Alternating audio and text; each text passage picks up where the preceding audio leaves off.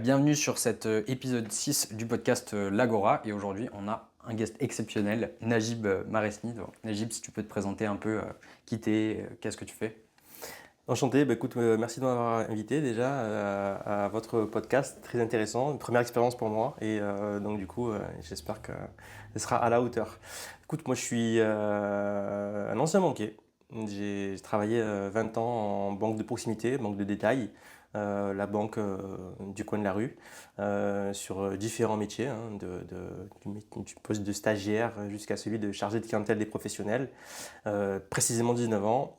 Et ensuite, du coup, cette expérience-là, au sein de laquelle j'ai côtoyé des entrepreneurs pendant la moitié de ma carrière, ça m'a amené à créer un double cabinet, donc cabinet de conseil en gestion de patrimoine, Ok. uniquement orienté entrepreneur. Donc j'accompagne des dirigeants. Ça, c'est ce que tu fais aujourd'hui, c'est Ouais, ça? c'est la casquette principale, c'est celle-ci. Et aussi un cabinet de conseil en gestion d'entreprise. Ça s'appelle plus communiquement DAF externalisé, donc directeur administratif et financier à temps partagé ou CFO part-time en anglais, quoi. D'accord. Voilà. Donc ça, c'est mes deux métiers principaux et au fur et à mesure, il est venu une autre casquette qui est celle de formateur. Donc je fais de la formation où je transmets mes connaissances, mes compétences dans ces deux domaines Ok. en lien avec la finance d'entreprise et la gestion du patrimoine du dirigeant. Donc pour la formation, c'est pour les entrepreneurs, c'est ça? Les futurs Futurs entrepreneurs, j'aime entrepreneurs, bien ok. être présent au début, en amont du projet, pour pouvoir permettre aux futurs entrepreneurs d'avoir toutes les clés, toutes les bonnes clés dès le départ, pour éviter les futures embûches. Voilà. Donc, pourquoi pas. Enfin, l'idée, Ok. c'est de transmettre les erreurs pour leur éviter de les faire. Essentiellement des entrepreneurs en maturité, donc plutôt 3-4 ans. Ok. Donc voilà les deux profils que j'ai sur des formations. D'accord. Et là, je commence à enseigner en école de commerce, donc Ah, c'est un félicitations. autre chose. Donc du coup, c'est plutôt des alternants. Donc là, c'est vraiment en amont et c'est des personnes qui principalement sont en alternance dans des réseaux bancaires, D'accord. voire dans des cabinets, des agences immobilières, donc voilà, qui sont master 1, master 2 des finances bancaires. Pourquoi tu as choisi la banque de base? Je sais pas, parce que moi je suis pas du tout je suis pas du tout rentré dans le système. J'ai vite fait des études, mais c'était pas pour moi. Donc, Ouais.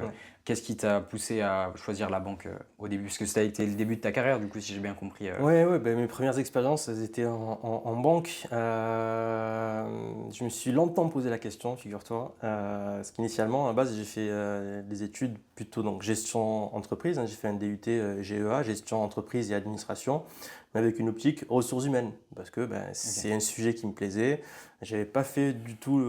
J'avais deux options, ressources humaines ou finance comptable. J'ai choisi RH. Je trouvais pas de stage en RH quand il a fallu trouver un stage et j'ai trouvé un stage en banque. Donc je vais dire que c'est la banque qui m'a choisi d'une certaine manière. Mais il n'y a pas de hasard au final. C'est moi qui ai envoyé le CV, hein. Donc du coup forcément c'est que j'ai fait la Ouais. démarche. Mais c'est un stage en banque c'est avec ça que j'ai commencé ma carrière. Et donc je me suis souvent posé la question, et figure-toi que ma mère, quand on était petit, donc on est issu d'une famille voilà, pas très aisée, elle nous disait souvent écoute, ton père est pas banquier, quoi. Et ça, c'était tout le temps, à chaque fois qu'on voulait quelque chose et tout. Donc je pense que ça a dû rester dans un coin de ma tête, quoi. Donc forcément, inévitablement, je suis devenu banquier, mais en pensant que j'allais être payé sur 18 ou 20 mois de salaire, sauf que ça, c'était avant les années 2000. Ok. Et je suis devenu banquier à partir de 2002-2003, donc c'était pas les mêmes salaires, quoi. C'était pas prévu. Voilà. Mais bon, finalement, j'y suis resté parce que j'y étais bien mais voilà. C'est quoi parce que 19 ans, c'est pas rien quand même. Ouais. Qu'est-ce que tu apprends en 19 ans de banque que, Mhm. par exemple, moi, je sais pas, tu vois, ou qu'est-ce qui a été utile pour toi pendant ces 19 années-là que tu as vraiment appris sur l'argent, le système, ou des choses qui sont utiles pour moi que j'ai aucune idée de comment ça fonctionne? Ce qui m'a fait rester 19 ans en banque, c'est bizarre et peut-être que certaines personnes ne vont pas le comprendre, mais c'est le côté social. Mhm. C'est les relations humaines. Alors, la dernière fois que j'ai eu cet échange avec un de mes proches, je lui ai expliqué qu'à l'époque, c'est ce qui me guidait et c'est ce que je trouvais, une des qualités principales que je trouvais dans cette expérience-là. Et bon, il m'a rigolé au nez, hein. Banquier social, en général, ça va pas avec, hein. Ouais. Mais ouais, c'est les relations humaines. Pour Mm. synthétiser, c'est ça qui a fait que j'ai perduré, que j'ai persévéré. Mais grosso modo, c'est aujourd'hui ce qui fait que je suis entrepreneur. C'est le fait fait, quand tu es banquier, tu es un peu le curé de la famille, tu es un petit peu le Mm. confident de ton client. Et moi, c'était le niveau de relation que j'avais avec mes clients. d'accord? Parce que c'est comme ça que je voyais mon métier et que j'avais construit mon expérience avec mes clients. Tout le monde n'est pas comme ça, hein. Tous les banquiers ne sont pas comme ça. C'est pas faux. Voilà, toujours le ratio de 80-20 et la fameuse loi de Pareto. Et moi, j'étais comme ça et c'est comme ça que j'ai comment dirais-je, consolidé les relations avec mes clients et en allant au fond des choses, en me mettant, comment dirais-je, je réfléchissais pour eux, quoi. Quand il y avait un problème, ben, je réfléchissais à la solution et je les accompagnais dans l'exercice et la mise en place de ces solutions. Et ça m'a amené naturellement à quitter la banque parce que j'étais beaucoup côté client, quoi, voilà. Même si Et pourquoi ça t'a du coup le fait d'être côté client, c'est ça qui t'a amené à quitter la banque? ben, c'est une expérience que je voulais vivre, quoi. Ok, C'est à un moment donné, je pensais comme un entrepreneur, je vivais comme d'accord. entrepreneur. Moi, j'ai été formé au métier de conseiller pro par un ancien, du coup, qui m'expliquait que Najib, tu es propriétaire de ton fonds de commerce, quoi. Tu as un portefeuille de clients, pense-le comme Mm. étant ton fonds de commerce, quoi. Donc, entretiens-le, développe-le, pense rentabilité, pense pérennité, et ainsi de suite. Donc, c'est comme ça que j'ai été formé au métier de banquier, quoi. Donc, merci à cette personne-là, du coup. Et donc, du coup, naturellement, ça m'a amené à entreprendre. Après, tout le monde ne pense pas comme ça, mais en tout cas, moi, c'est comme ça Mm. que je vivais mon métier, quoi. Au final, tu avais déjà une position entrepreneuriale au sein de la banque, en voulant apporter une qualité de service exceptionnelle à tes clients et s'assurer qu'ils ont tout. Ouais, Ouais, ouais, bah, ça s'appelle de l'entrepreneuriat. C'est quand tu ouais, es c'est ça. Ouais. entrepreneur en étant salarié, c'est de l'entrepreneuriat et on peut très bien entreprendre en étant salarié. Et puis, moi, j'ai voulu entreprendre totalement, quoi. Et comment ça s'est passé la transition? Parce qu'après 19 ans, enfin souvent, je me rappelle parce que il y a longtemps, j'ai fait une formation hypnose, un peu psychologie avec la PNL, je sais pas si ça te parle, Oui, mais tout à fait, voilà, ouais. programmation neurolinguistique. Et bah, il y avait beaucoup de gens qui faisaient ce genre de formation-là, qui étaient dans des métiers depuis 10, 14 ans. Et il y avait toujours cette appréhension bah, de quitter pour se lancer à 100%. Donc comment est-ce que tu l'as abordé, toi, cette transition? Donc, Après 19 ans de le banque, je fait veux dire. de passer Ouais. de 19 ans de salariat à, alors déjà, il y a eu plusieurs déclencheurs. Il y a pas qu'un argument, il n'y a pas qu'un outil, il y a plusieurs déclencheurs. Et après, il y a une prise de conscience. Mais comment te dire, quand tu es salarié, tu es un peu inévitablement un petit peu en quête de reconnaissance à chaque fois, continuellement. Il y a des enjeux d'évolution de carrière, il y a des enjeux aussi de relations internes et ainsi de suite. Et à un moment donné, ben, je sentis que j'avais pas ça, du coup. Mm. Voilà. Toutes les grandes entreprises changent, elles évoluent. C'est pas spécifique à la banque, hein. Ouais, ouais, ouais. C'est la taille de Mm. l'entreprise qui fait ça, quoi. On va pas tirer boulet rouge sur les banquiers ou sur les banques. Mais à un moment donné, il y a eu une transformation, hein, du coup. À un moment donné, c'était 2020, 2021, c'est le Covid, quoi. Il y a eu Ouais. un changement, une mutation qui s'est faite, déjà ben, en moi, Mm. et puis après dans les entreprises en elles-mêmes. Et puis moi, c'est en 2020, c'est pendant le Covid Ok, d'accord. que j'ai pris cette décision-là, quoi. Parce qu'à un moment donné, si tu te poses, voilà, tu t'es posé pendant Ouais. le Covid, T'as et pas eu le choix que de te poser. ouais, t'as pas eu le choix que de te poser, tu as fait du télétravail, Mm. tu as assisté à des moments de vie que tu n'as pas eu. Voilà, Mm. quoi. À un Ouais. moment donné, je voyais ma femme et ma fille jouer au milieu du salon sur le tapis. Et moi, j'étais en réunion télétravail et je voyais ça en même temps à côté, quoi. Je me dis, tiens, je passe à côté de tas de choses. Mm. Alors, l'idée, c'est pas de tout jeter à la rue et de quitter le salariat pour pouvoir passer uniquement en famille. Ouais. Mais par contre, ça m'a amené à me poser des questions sur le pourquoi, Mm. d'accord, la fameuse quête de sens. Et bien évidemment, c'est pas le Covid qui a rabattu les cartes. Il y avait un Eh oui, cheminement. oui. Ça faisait déjà depuis 2-3 ans qu'il y avait un cheminement et des questions que je me posais. Et le Covid m'a décidé à me lancer. Mais bon, c'est bizarre, quand j'ai quitté mon emploi, la plupart de mes collègues m'ont regardé, mais c'est le pire choix, la pire décision de ta carrière. Ouais. Tu as du courage de partir. Et Et moi, ce que je leur disais, et c'était un petit peu violent sur le coup, quoi. C'est moi, en fait, je pensais que c'est toi qui as du courage de rester, quoi. c'est vrai. Et la phrase, elle est douce, mais elle est violente en même temps, quoi. Et moi, c'est ce que je pensais. Donc, le départ, il était inévitable. Inévitable. Ouais, enfin, il n'y avait pas d'autre Ah, choix, il n'y quoi. avait il y avait pas d'autre choix. Et voilà. Puis après, à un moment donné, j'ai mon mentor aussi qui m'a accompagné dans tout ça et qui me disait, à l'époque, le CDI, c'était une sécurité pour moi, quoi. Ouais. Je voulais pas mettre en danger ma famille. C'est vrai, quand tu as une famille, c'est pas facile non plus. Donc tu te poses pas mal de questions et pour moi c'est des sécurités quoi. Et à l'époque j'avais accompagné mon mentor qui est mon frère du coup à créer son entreprise en tant que banquier à l'époque. Il m'avait sollicité, il m'avait demandé des conseils et j'avais kiffé cette expérience-là en fait, d'accompagner. J'accompagnais des clients pendant toute ma vie à créer leur boîte et là j'accompagnais mon frère qui me demandait conseils et l'expérience a été belle. Et donc du coup il a voulu me rendre un petit peu l'appareil et du coup et une discussion qu'on a eu un de ces jours et il m'a dit non mais dans tous les cas, tu crées ta boîte, si ça marche pas, tu as 2 ans de Pôle emploi, à l'époque c'était 2 ans, si ça ne marche pas, dans tous les cas, n'importe quelle banque te reprendra, si c'est pas la banque actuelle, ce sera une autre. Et c'est vrai que cette discussion-là, c'est un déclic. Et j'ai commencé à changer ma manière de voir les choses. Je pense que c'est parce que ça venait de lui déjà d'une part, et puis parce que c'était tellement vrai. c'est tellement vrai. Quoi. J'ai eu la même genre de conversation il y a longtemps, mais je sais plus ce qui a déclenché cette réflexion, mais c'était un peu la même chose. C'est dans le pire des cas, en fait, tu retournes comme maintenant, quoi. Moi, je fais partie d'une génération où quand je suis rentré dans la banque dans laquelle j'étais, mon tuteur à l'époque me disait Najib, tu as de la chance. Une boîte dans laquelle tu rentres et que tu peux passer toute ta carrière, 41 ans, ça n'existe pas. Ouais, mais c'est plus comme ça, quoi. Ouais, c'est plus comme ça. C'est plus comme ça, quoi. Et aujourd'hui, c'est plutôt une tare, quoi. Il faut changer, il faut avoir plusieurs expériences. Et oui, je suis d'accord avec ça. Je veux que ma fille ait plusieurs expériences professionnelles, je veux qu'elle vive plusieurs événements et qu'elle ne soit pas liée avec une seule entreprise, un seul employeur. Et puis l'objectif, c'est aussi qu'elle entreprenne. C'est aussi pour ça que j'ai moi-même entrepris. C'est à l'époque, ma fille était en bas âge. Et si tu veux que ton enfant ait les bons réflexes, il faut qu'elle grandisse aussi avec ça, quoi. Il faut qu'elle te voie faire les bonnes choses. Exactement. Quoi.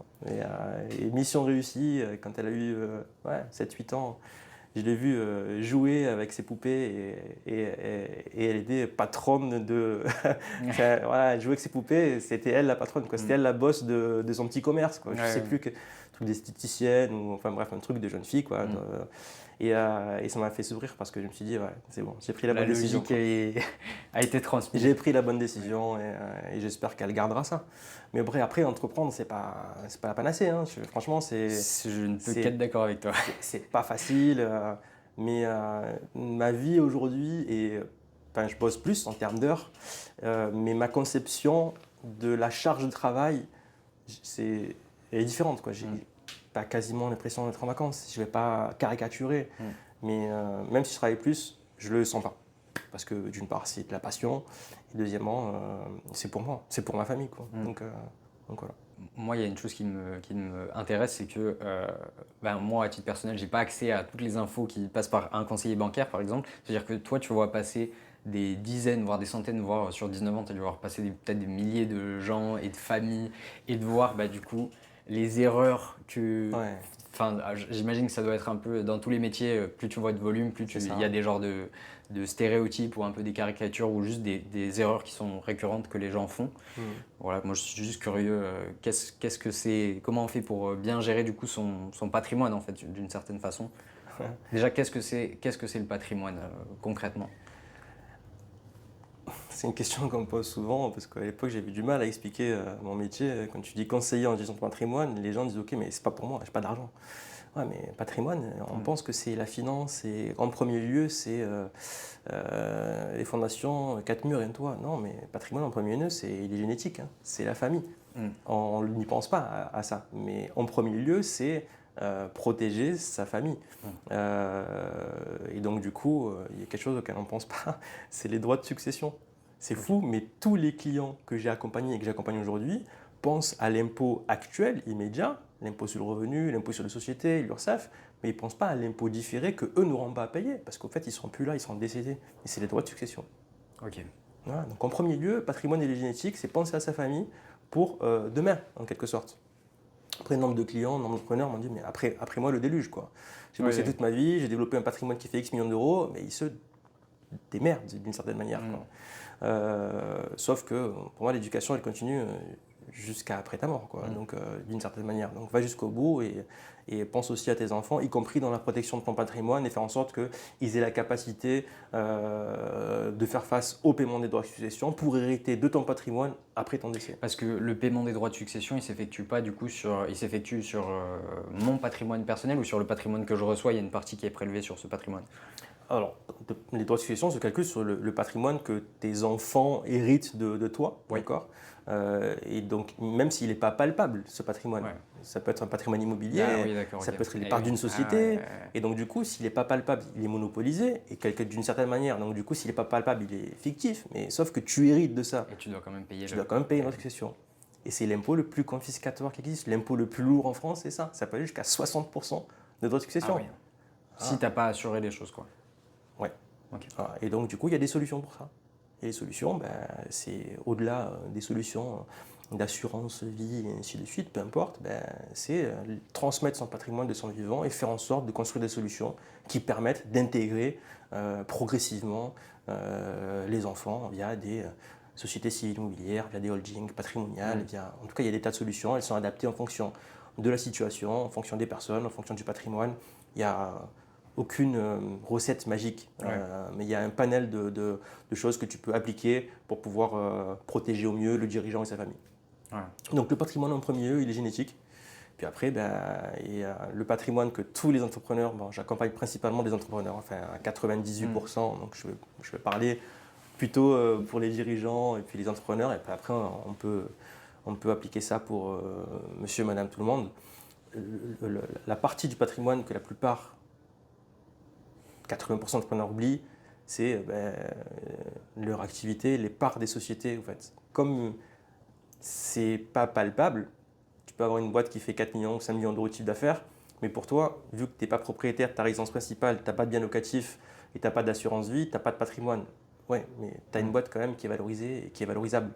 Donc n'oublie pas que ça se protège aussi. J'ai une question. Est-ce qu'il y a un montant à partir duquel la boîte est valorisée et valorisable ou est-ce que toute boîte peut être valorisée et valorisable? Toute boîte peut être valorisée, valorisable. Je te prends le cas peu importe, d'un auto-entrepreneur, d'un micro-entrepreneur qui a une activité. Ça fait 4-5 ans qu'il est, je sais pas moi, qu'il est restaurateur en micro-entreprise. En fait, demain, il change de statut, il passe en entreprise individuelle ou en EURL ou SAS, c'est valorisable. D'accord. Et la plupart des auto-entrepreneurs, des micro-entrepreneurs, changent de statut et ils abandonnent leur micro-entreprise. Sauf que tu peux céder ta micro-entreprise. Hein. D'accord. Et tu peux la revendre à ta entreprise. Ouais. Ah ok, d'accord. Donc tu arrives déjà avec une nouvelle entreprise, avec un capital qui est déjà existant. C'est un fonds de commerce, c'est une activité que tu as développée et puis tu peux la valoriser et puis la céder à une autre entité que tu crées. Quoi.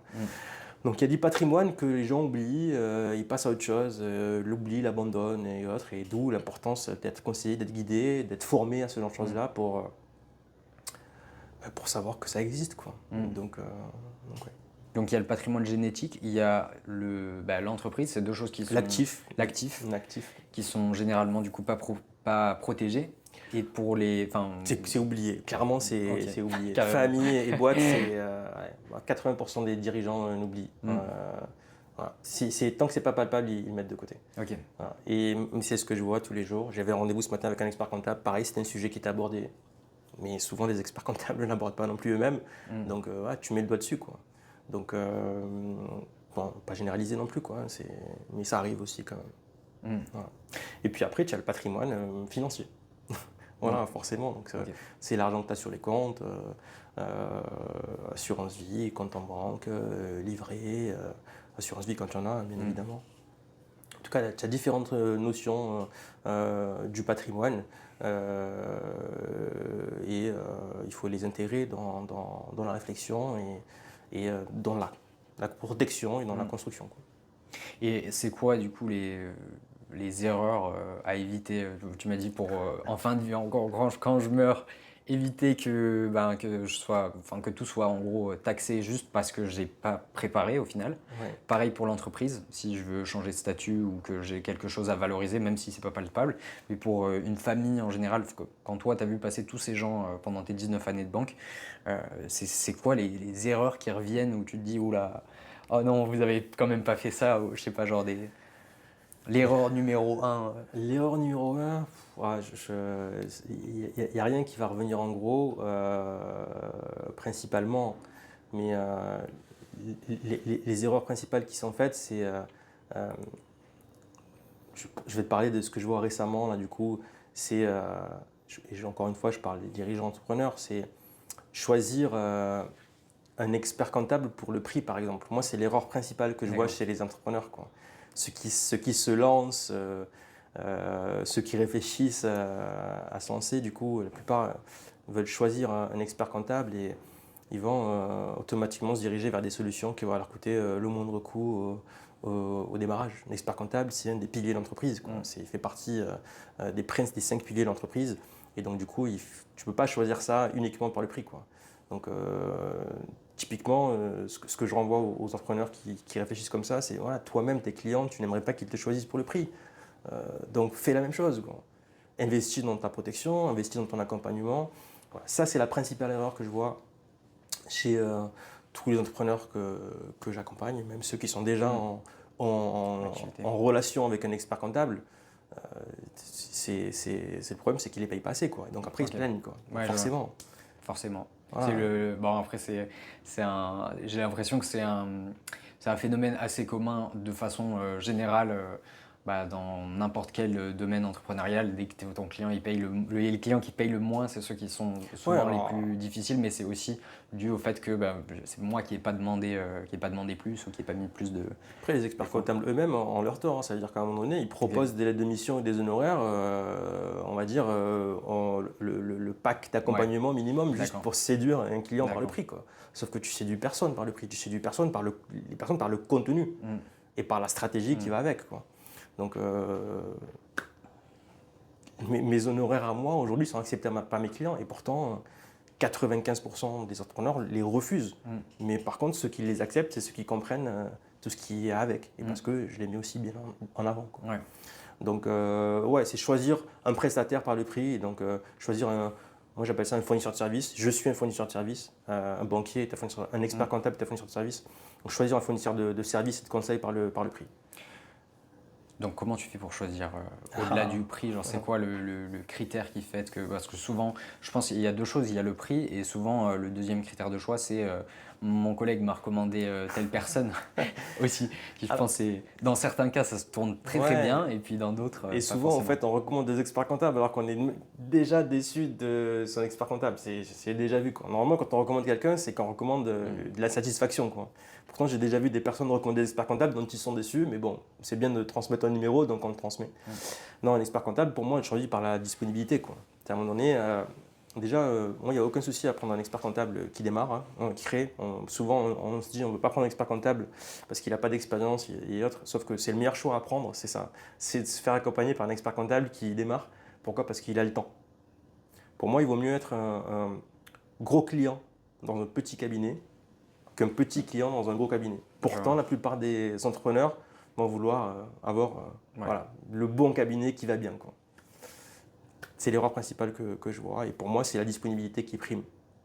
Après, si on a disponibilité et compétences, c'est mieux. Donc, c'est mieux. Donc voilà. Mais après, les fournisseurs de services, les professionnels du conseil se forment. Donc, l'expert comptable va aussi évoluer avec toi. Et quand il y a besoin de quelque chose, il va devoir te dire, écoute, je ne sais pas, je vais aller à l'info, je reviens vers toi avec la précision, quoi. C'est ce que font les experts comptables que je côtoie, que je connais, qui travaillent efficacement, quoi. Du coup, tu accompagnes exclusivement des entrepreneurs aujourd'hui ou des futurs entrepreneurs et des entrepreneurs existants? J'accompagne des personnes qui sont dans le circuit, voilà, qui vont devenir entrepreneurs principalement. Comme je t'ai dit tout à l'heure, 90% c'est ça. 90% c'est des entrepreneurs. Ceux que j'ai qui ne sont pas entrepreneurs, c'est que c'est des clients que j'avais d'avant, des connaissances, sont soit salariés, soit retraités, mais qui sont en lien avec la sphère des entrepreneurs que je connais. En termes de gestion de patrimoine, juste parce que je comprends à peu près ce que tu fais, mais tu as un rôle de protection du patrimoine qui est existant. J'imagine que quand le client arrive, il y a voir établir l'ampleur des dégâts du coup ou pas. Et ensuite, il y a, est-ce que tu fais du conseil aussi sur du coup comment augmenter son patrimoine dans le temps, quoi? Ouais, moi, c'est ce que j'aime faire. Mon métier il commence déjà par réaliser une découverte, on appelle ça un bilan patrimonial. C'est réaliser un audit de la situation au final.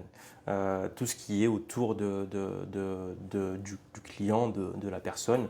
Et on commence par la famille, le régime matrimonial, les enfants, le statut matrimonial. Ensuite, on aborde la partie droit à la retraite, on aborde aussi la partie droit actuel, contrat actuel, on aborde la partie immobilière forcément. Donc on réalise un audit de la situation et je regarde où c'est qu'il peut y avoir quelques frictions et quelques failles, ce qui me permet d'aller ensuite sur la partie stratégique et la partie conseil. Alors bien évidemment, j'ai toute la palette de solutions, hein. J'ai été banquier 20 ans, donc on va dire que je sais aller chercher les bons produits et les négocier auprès des bons fournisseurs. Donc là, on parle de placement financier, on parle d'épargne salariale, de contrat d'assurance vie et ainsi de suite. Donc ça fait partie des outils que j'ai à ma disposition. Donc proposer les placements financiers qui vont correspondre aux besoins que j'aurais soulevés. Et ensuite, là, ce que j'aime faire, moi, c'est la partie conseil, c'est accompagner mes clients dans la stratégie de construction patrimoniale. Comment construire un patrimoine immobilier, comment construire une entreprise viable, pérenne, rentable. Et donc là, ça fait le lien avec mon deuxième métier qui est celui de directeur financier à temps partagé. Et quand tu mélanges les deux, en fait, tu accompagnes le client à 360 degrés, la sphère privée et la sphère professionnelle. Et le dirigeant lui-même au milieu. Ok. Et tu as parlé de deux choses, donc la partie vraiment pilotage financier de l'entreprise, si j'ai bien compris, et la partie, tu as dit exclusivement patrimoine immobilier. Ouais. Donc tu as une partie qui est centrée uniquement sur le patrimoine immobilier, c'est ça? Pas uniquement sur le patrimoine immobilier, mais en fait, tout le monde veut être propriétaire de sa résidence principale, investir sur une résidence locative et avoir des revenus fonciers, acheter ses locaux professionnels. Donc forcément, ça prend une part importante dans la démarche et dans l'accompagnement que j'ai aujourd'hui. Je ne vends pas d'immobilier, en tout cas pas aujourd'hui, mais j'accompagne les clients à investir et à prendre des bonnes décisions d'investissement.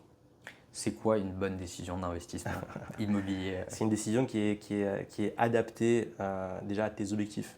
Okay. Ça veut dire que moi, avant tout ça, j'accompagne mes clients à définir les bons objectifs.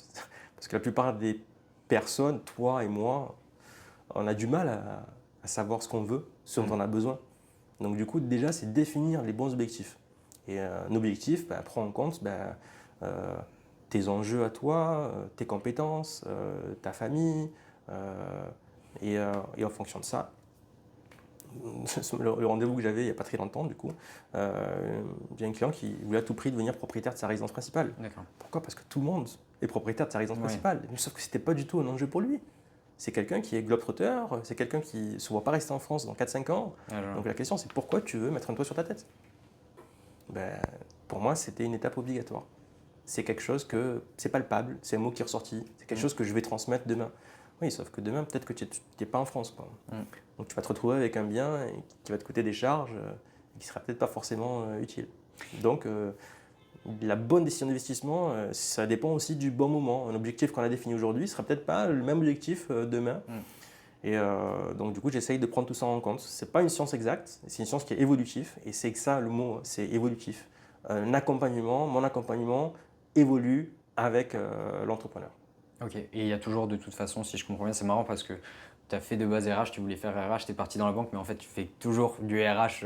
C'est ce qui ressort, c'est qu'au final, au centre, tu as la personne avec son noyau familial, et ensuite tout se construit autour de ça, et donc de la vision qu'il a pour lui et son noyau familial dans le temps, et donc de construire son patrimoine immobilier et gérer bien la boîte.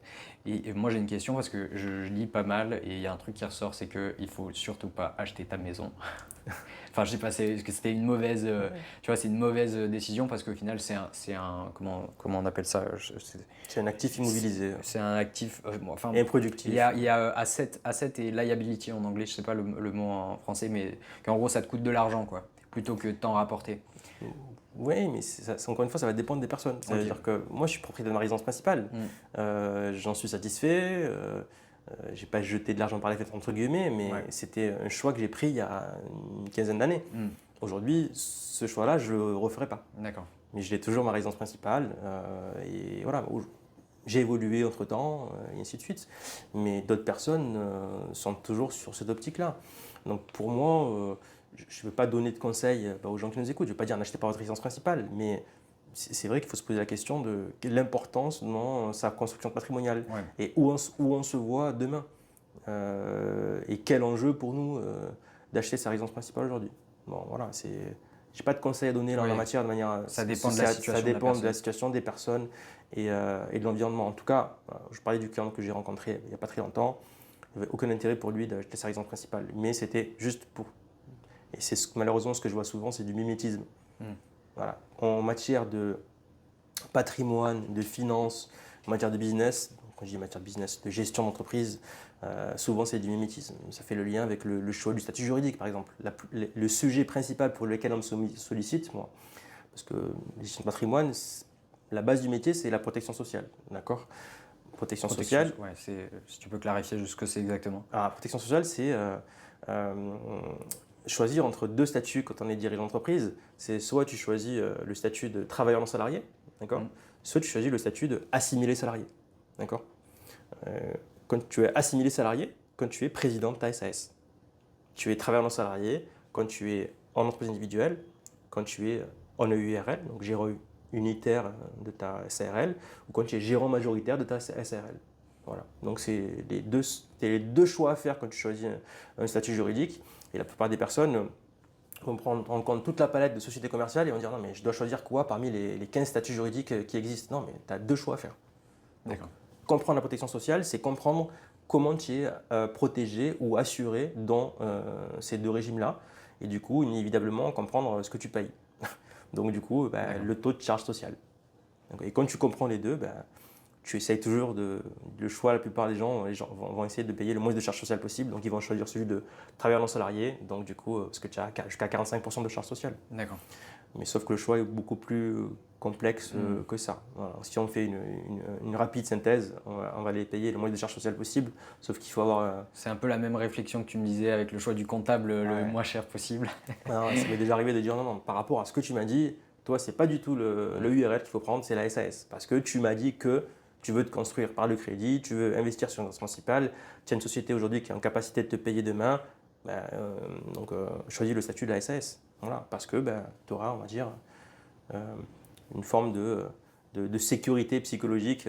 Les banquiers préfèrent plutôt les SAS et les bulletins de salaire que les statuts de rémunération de gérance qui sont moins fixes. Voilà. D'accord.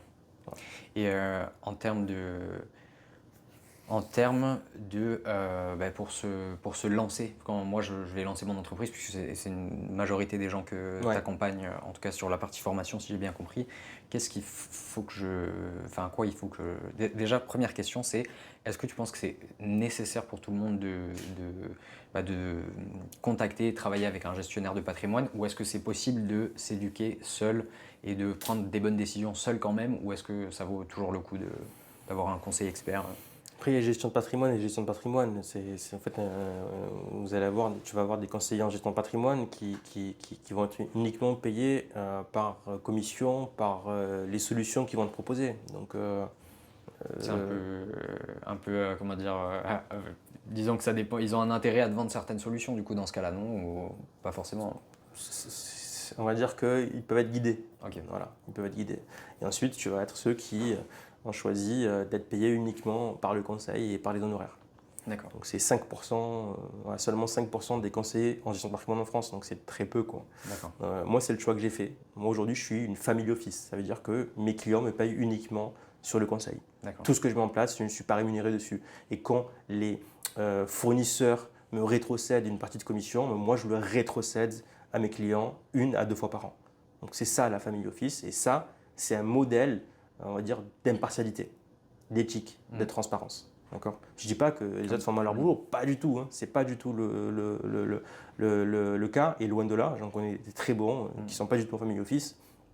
Mais déjà, c'est une première base pour choisir son conseiller en gestion de patrimoine. Ensuite, je vais répondre à ta question sur est-ce que tu penses que tout le monde devrait avoir un conseiller en gestion de patrimoine? Non, ça a un coût et tout le monde ne peut pas le payer, ce coût-là. Donc, c'est aussi pour ça que je fais la formation, c'est que je veux transmettre ces connaissances à monsieur et madame tout le monde pour que demain, eux, ils soient en capacité de développer un patrimoine qui les rende éligibles à aller payer du conseil pour prendre les bonnes décisions. et faire en sorte qu'ils puissent, on va dire, éviter de faire ces erreurs-là Mm. que j'ai vu faire pendant 20 ans et qu'ils puissent passer le fameux cap des 3-4 ans, on va dire, de pérennité d'une boîte. Parce que ça, c'est le stade où il y a la plupart des boîtes qui font faillite, c'est ça? Ouais, 3-4 ans, c'est le cut où tu peux voir si une entreprise est viable. Pourquoi? Parce que tu as le poids des charges qui évolue et ça arrive à partir de la troisième année. D'accord. La troisième Les année charges en sont général. allégées pendant les 3 premières années, c'est ça? Tu as une exonération partielle de charges si tu as D'accord. droit à l'ACRE Ok. pendant la première année. Et puis après, tu as une évolution des cotisations URSSAF. Quand tu travailles en salarié, elles sont différées. Tu les payes à N+1. Mm. Donc inévitablement, ça t'amène à entre 2 et 3 ans. D'accord. Et donc en général, la plupart des boîtes ferment entre 3 et 4. Ok. La plupart. Je ne vais pas dramatiser, mais beaucoup de boîtes Ouais, qui beaucoup de ne boîtes. passent pas Mm. ce code-là et parfois plus tôt. Et c'est quoi les indicateurs? Parce que dans justement la gestion, moi c'est quelque chose j'ai eu une période quand j'étais jeune où j'étais bon en maths, etc. Ensuite j'ai complètement lâché, j'étais largué. Et petit à petit je reviens. Et plus je reviens, plus je trouve ça intéressant de mesurer tout un tas de choses, que ce soit dans le pilotage de ma vie perso, mais dans le cadre du pilotage d'une entreprise, pour savoir la santé financière d'une entreprise, tu regardes quoi comme indicateur pour te dire ah oui, ça le fait. C'est quoi les indicateurs sur lesquels tu t'appuies pour mesurer la santé financière d'une entreprise? Moi, le principal indicateur que je suis, c'est la trésorerie, hein. Donc, c'est un sujet qui fait défaut à tous les entrepreneurs. On ne va pas généraliser, mais à 90% des entrepreneurs, c'est la gestion de la trésorerie, le pilotage de trésorerie. Grosso Ça veut modo, dire les entrées et les sorties, c'est ouais, ça? grosso modo, savoir exactement ce qui rentre et ce qui sort dans les 3 prochains mois, quoi. Même dans les 30 prochains jours, quoi. Personne ne le fait, personne ne le sait, ne le pilote, on va dire. Alors qu'il y a des outils qui te permettent de le faire aujourd'hui. Et bon, demain, ça va être quasi obligatoire parce qu'on doit tous choisir des fournisseurs de facturation électronique. Donc du coup, on va pouvoir piloter de manière un peu plus saine notre trésorerie. Mais par contre, ce ne sera pas uniquement avec les outils bancaires que tu vas pouvoir le faire. C'est-à-dire qu'il faut investir dans des outils comme Pennyline, comme Time, comme Conto. Moi, j'utilise l'outil de pilotage de trésorerie de Conto qui me tranquillise sur les 3 prochains mois, quoi. Donc je sais ce qui va rentrer et sortir dans les 3 prochains mois. Après, j'ai des entrepreneurs qui à l'ancienne font des tableaux Excel, donc ils vont extraire les données bancaires, les mettre sur un tableur Excel, mais bon, c'est des actions, enfin, la masse de travail, elle est quand même énorme. Ouais. Mais au moins, voilà, certains suivent leur Bien trésorerie sûr. comme ça. Mais c'est pas actualisé, c'est pas agi. Et puis parfois, ils ont des moments, une semaine, 2 semaines, où ils n'ont pas le temps de piloter la trésorerie. Donc voilà. Tableur Excel, c'est bien, mais c'est un peu old school. Aujourd'hui, il y a des outils, il faut investir sur ces outils-là. C'est des billets de 50 euros par mois à 100 euros par mois. Mais par contre, c'est le prix de la tranquillité, pour moi en tout cas. Oui, je pense qu'au final, on en revient à la même. C'est marrant parce qu'on parlait de psychologie de l'argent et là, il y a un thème qui revient, c'est en gros, je vais prendre le moins cher possible Ouais. pour dépenser le moins d'argent tout de suite et au final, ça s'accumule sur le long terme et ça cause des problèmes qui sont parfois non négligeables. Tu reformules très bien. Il faut investir sur soi. Enfin, il faut investir sur soi, il faut investir sur les outils qui vont nous permettre de nous faire grandir nous-mêmes. Et ça, c'est directement en lien avec notre état d'esprit, notre rapport à l'argent. Et la psychologie de l'argent est quelque chose qui fait défaut en France, mais dans le monde entier. Il n'y a pas d'éducation financière à proprement parler. On n'apprend pas à gérer l'argent à l'école. Je fais sens avec une phrase qu'un de mes clients m'a dite l'année passée, au moment où on s'est posé sur la note fiscale qu'il allait avoir. Il m'a dit, Najib, je ne comprends pas pourquoi on n'apprend pas à compléter comment remplir un avis d'imposition à l'école. Pourtant, tous les Français vont devoir passer par cette étape-là. Tout le monde. Tout le monde. Tout le monde. D'accord? Même ceux qui ne veulent pas, tout le monde va y passer. Pourquoi on n'apprend pas à remplir? Déjà, juste savoir le fait qu'il faut payer de l'impôt, on n'apprend pas forcément à l'école, quoi. On apprend peut-être à la fin de la faculté, peut-être, je ne sais pas. Mais et encore à la fin de faculté, j'ai des clients médecins, dentistes, ils ont une demi-journée de formation financière, hein. Ouais. 2 semaines avant d'être thésé, diplômé. Et c'est peu importe le diplôme médical, dentaire, médecine ou autre, c'est une demi-journée maximum. Donc du coup, l'éducation financière, on n'a pas. Et c'est ce qui fait défaut après dans la gestion de nos vies. peu importe salarié, entrepreneur. Et c'est pour ça qu'aujourd'hui, il y a tellement de personnes qui sont décalées et qui ont un rapport à l'argent qui est malsain. Parce qu'on ne veut pas s'occuper de ces sujets-là. Parce qu'on n'a pas appris à s'en occuper. L'argent, c'est pas bien. Donc au final, c'est juste de l'ignorance, c'est de la peur, c'est de... Oui, c'est de l'ignorance, mais elle a été inculquée, cette ignorance-là D'accord. aussi. Mais au-delà de l'école, parce que c'est pas l'école qui fait l'éducation, c'est les familles, hein. C'est les parents. Ouais. Quel rapport à l'argent on a eu, nous, quand on était enfants? Bah, très bien, on avait une tirelire, voilà, on épargnait nos 10 francs, on les mettait, ou nos 10 euros, on les mettait dans la tirelire, et on allait s'acheter des bonbons, ainsi de suite. Donc pas beaucoup d'enfants qui épargnaient l'argent pour s'acheter ce qui va bien, ou se payer le permis de conduire, C'est vrai. ou ainsi de suite. Mm. Parce que ben, on n'a pas eu cette éducation par nos parents, ou ainsi de suite. Et donc forcément, après, on le paye dans la vie active. Alors, je ne vais pas dire que c'est la faute des parents, mais eux-mêmes, bien souvent, ils n'ont pas eu cette éducation financière non plus. Donc, à un moment donné, il faut prendre conscience que les infos, elles sont là. Il n'y a que se ramasser, il n'y a que se baisser pour ramasser les informations et se faire éduquer au niveau financier. Il y a tellement des podcasts comme le vôtre qui enrichissent l'audience à savoir comment on gère son argent, quoi. Et simplement le fait qu'il faut le gérer, quoi. Voilà. C'est vrai, et puis même juste avec Google et maintenant, bon, je sais pas si tu as eu des anecdotes de «Ah, j'ai pris cette décision parce que ChatGPT m'a dit que c'était une bonne...» Je sais pas si ça t'est encore Ouais, ça arrivé, m'arrive, mais ouais, ça m'arrive. je le vois venir. Ça m'arrive, ça m'arrive. Ouais, mais c'est vrai qu'il y a Mais au moins, tellement... au moins la démarche est faite, quoi. Au moins la démarche est faite, même si c'est pas à 100% bien, au moins la démarche est faite. Mais comment...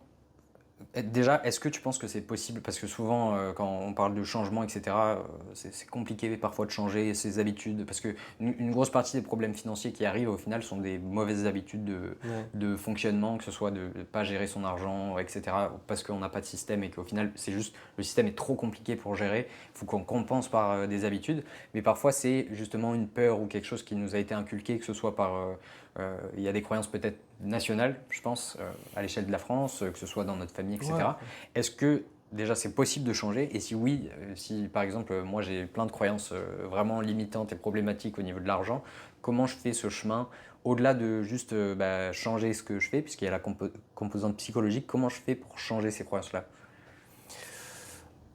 Il y a l'auto-formation, du coup, celle qui se passe par différents médias, comme le vôtre, comme indiqué. Et puis après, il y a des livres que tu peux lire pour comprendre c'est quel est ton rapport à l'argent, hein. Je sais que c'est un auteur qui est assez décrié, et puis il faut prendre ce qu'il y a à prendre dans ce bouquin, parce qu'il a été écrit par un Américain, donc c'est plutôt adapté à la mentalité américaine. Mais je sais que j'ai beaucoup apprécié à l'époque où j'ai lu ce livre-là, donc ça fait quand même une dizaine d'années, le livre de Robert Kiyosaki sur Père riche, Père pauvre. Ouais, je sais qu'il y a beaucoup de critiques sur ce bouquin-là, mais on va prendre ce qu'il y a à prendre. Voilà, c'est quoi un actif, c'est quoi un passif, quoi. Ne serait-ce que cette éducation et cette compréhension-là, tu vas comprendre que, ok, acheter ma maison à crédit, en fait, peut-être que je détiens juste que de la dette, quoi. Je ne détiens pas une maison avec un toit et 4 murs, quoi. Enfin, 4 murs et un toit. Ok, je vais essayer de trouver une autre solution pour acheter ma maison. Ou peut-être que je vais m'en passer. D'accord? Donc, l'éducation financière, je pense qu'elle va de pair aussi avec lire des bouquins. Voilà, clairement, lire des bouquins, on va pas aller lire le Vernimen que j'ai lu et qui m'a beaucoup appris sur l'argent et la finance d'entreprise, mais on va peut-être aller lire des livres comme Robert Kiyosaki, ou bien il y a un livre qui s'appelle La psychologie de l'argent, j'ai oublié l'auteur, mais qui est très intéressant et qui va donner des clés de lecture sur notre rapport à l'argent et pourquoi on réagit comme ça ou simplement on ne réagit pas. Donc moi c'est un livre que j'ai beaucoup apprécié, La psychologie de l'argent. Et donc voilà, le livre de Robert Kiyosaki, Père riche, Père pauvre, et peut-être d'autres livres qu'on pourrait donner. Mais l'idée, c'est d'aller à l'info, via la lecture, d'aller à l'info, via de la formation, via le fait de regarder des podcasts finance ou des podcasts business. Et au fait, le fait aussi d'aller chercher le regard extérieur. C'est qu'à un moment donné, c'est bien de se confronter aux autres, du coup, et de voir comment eux, on va dire, l'idée c'est pas de faire du mimétisme, mais c'est de s'enrichir les uns les autres pour se donner les bons biais psychologiques et voilà. Le regard extérieur est très important Ok. dans tous les sens. Ça nous permet de voir au final les limites de notre réflexion, de notre stratégie ou de notre non-stratégie Ouais, si on n'en a les pas. limites ou notre avancée, parce que Ok, parfois on pense c'est vrai. Mm, avoir un mauvais rapport à l'argent, mm, alors que tu te rends compte que quand tu te compares avec quelqu'un qui peut apparaître pour toi être un modèle, tu te dis que, ok, moi finalement je suis mm. pas loin de la réalité, et ainsi de suite. Donc, ouais, limite ou pas. Du coup. Donc vraiment l'éducation et la confrontation aux autres au final. Confrontation aux autres, éducation, formation, lecture. Il y a tellement de données, de ressources aujourd'hui que Mm. tu ne peux pas te dire que tu n'as pas les infos, quoi. C'est impossible. Si tu n'as pas les infos, c'est que tu ne veux pas aller à l'info, quoi. Ok. Et du coup, il y a une autre question qui me vient, c'est comment est-ce que, mettons, moi je change mon éducation et mes croyances par rapport à l'argent, j'acquiers la connaissance, etc. Comment est-ce que je fais pour transmettre ça au final à mes enfants? Que ce soit, parce qu'il y a il y a deux choses. Il y a la personne avec qui je suis en couple, marié, etc., qui a un impact non négligeable sur la santé financière de la famille. Et il y a la transmission, pas du patrimoine financier, mais du patrimoine psychologique d'une certaine façon. Yeah. Comment est-ce que toi, tu abordes ça, vu que tu as dit que tu avais mis ça en Ouais. place pour ta vie? Comment est-ce que tu approches ça? Il faut responsabiliser les gens, quoi. C'est qu'à un moment donné, peu importe la personne ou l'âge de la personne, c'est qu'il il faut responsabiliser les gens avec ce rapport à l'argent. J'ai une fille qui a 12 ans, bah aujourd'hui, depuis des années, je ne vais pas dire qu'elle gère son propre argent, mais ouais, depuis tout petite, elle a un petit portefeuille, elle met de côté, dès qu'elle a un petit peu d'anniversaire, et ainsi de suite. En fait, elle a son portefeuille. C'est pas une tirelire, c'est un portefeuille. Et parfois, la dernière fois, elle m'a dit, mais laisse papa, c'est moi qui paye, quoi. J'ai dit, Je magnifique. gère. Pas de souci, c'est moi qui te donne l'argent quand même, mais c'est toi qui... Je lui ai pas dit ça, hein. Mais par contre, tu vois, c'est donc responsabiliser la future génération avec le rapport à Mm. l'argent. Euh, Après, parfois, tu as des enfants qui ne sont pas responsables, des ados qui ne le sont pas, mais ok, on les laisse faire leurs erreurs. Mais tu peux mettre des hauts là ou des stops. Mm. Par exemple, si tu ouvres un compte bancaire ou un livret avec une carte à ton enfant, tu peux mettre des plafonds, quoi. Tu peux lui dire, ok, Ouais. ben, dépense 100 euros par semaine. Enfin, tu mets des plafonds, 100 euros par semaine ou ainsi de suite, quoi. Donc, bon, tu auras toujours des petits génies astucieux qui vont trouver Ouais. des solutions, hein, mais c'est assez rare quand même. Voilà. Mm. Donc, mais ouais, responsabiliser, je pense que c'est la meilleure solution. Mais ça veut dire que pour responsabiliser tes enfants, il faut déjà que toi-même Faut déjà se responsabiliser soi-même. tu te responsabilises. Mais bon, j'ai déjà des cas de clients où voilà, eux-mêmes, parents, en tant que parents, ne sont pas responsables, et par contre, ils le savaient, et du coup, ils éduquaient leurs enfants en conséquence. Donc voilà, donc l'idée, c'est ça, quoi, responsabiliser. Donc, mettons que je vais repartir un peu sur le côté entrepreneuriat. Mhm. Au-delà du choix du statut, qui est quand même une des décisions les plus importantes que tu vas prendre pour le départ, comment tu fais pour... ton rôle à toi, en tant que... C'est DAF, hein, c'est ça si je ne me trompe pas. Ouais. C'est quoi ton rôle si moi je lance mon entreprise, elle commence un peu à tourner, comment est-ce que c'est de travailler avec toi? C'est quoi ta fonction clairement dans l'entreprise? Qu'est-ce que moi je dois prendre en charge et pas prendre en charge si je choisis d'avoir un DAF? Alors, mon rôle sur cette étape-là de la création, elle est hybride entre celle de CGP et DAF, hein. Parce qu'un DAF, ça a quand même un certain coût. Et normalement, on va dire que sur les premières années de ta boîte, tu ne pourras pas te payer Ok. un directeur financier Ouais. externalisé, hein. Un DAF, un DAF salarié, c'est entre 4 et 5 000 euros par mois, plus Ok. les charges. Mm. Un DAF externalisé, c'est 1 000 euros par jour. Ok. 1 000 euros, 1 000 à 1 300 euros la journée. Ça n'empêche que ben, tu peux toi-même prendre des réflexes de DAF. Ben, on a parlé tout à l'heure de culture et d'éducation financière. Euh, je me suis perdu du coup. Tu peux reformuler la question? C'est juste de savoir, du coup je vais reformuler un peu différemment, si j'ai pas de DAF, Mhm. c'est quoi les bons réflexes pour moi à prendre au-delà de juste savoir combien rentre et combien sort Ok. pendant les 3 prochains mois, déjà ça c'est le plus Ok. important, c'est Mhm. savoir où je suis, mais c'est quoi les autres bons réflexes à prendre? Alors déjà, c'est investir dans les outils qui vont te permettre de piloter ta boîte de manière efficace, avec une vision un peu lointaine. 3 mois, on va dire pour la trésorerie, c'est correct. Et donc du coup, dès le démarrage, implémenter ça dans ta gestion comptable et financière. Ça, c'est la principale chose. Investir dans les outils qui vont te permettre de piloter sereinement ton entreprise. L'expert comptable est un autre outil. Mais l'expert D'accord. comptable ne va pas t'amener à piloter ta trésorerie à J, quoi. Tu vas le solliciter, mais tu ne pourras pas l'appeler tous les jours Ouais. pour savoir qu'est-ce qui rentre et qu'est-ce qui sort, quoi. Mm. Sinon, il va te dire, écoute, c'est pas la Ouais. mission qu'on a signée. Les honoraires sont beaucoup plus Rappelle-toi le élevés. contrat et tu as pris le contrat d'entrée. Les honoraires sont beaucoup plus élevés, quoi. Donc, ouais, ça, effectivement, c'est mon rôle en tant que DAF. La mission que j'ai avec mes clients sur la partie directeur financier, elle est là. C'est-à-dire de lire les entrées et les sorties sur les 6 prochains mois et de piloter les grosses sorties comme l'URSSAF, la TVA et de faire après le lien avec les experts comptables, les cabinets comptables qui vont faire les déclarations adaptées, quoi. Et il y a pas mal de sujets sur l'URSSAF et la TVA notamment. Éviter qu'il y ait des oublis. Il y a beaucoup de personnes qui oublient la CFE, donc qui est la taxe foncière des entreprises, cotisation foncière des entreprises, oublier tout ce qui est paiement d'impôts sur les sociétés, l'IS, et ainsi de suite. Je ne m'occupe pas de tout ce qui est déclaration sociale ou autre, ça c'est la partie comptable. Parfois même je conseille de déléguer ça à un outil en ligne, il y a des outils qui le font très bien, moi je passe par Payfit, c'est top.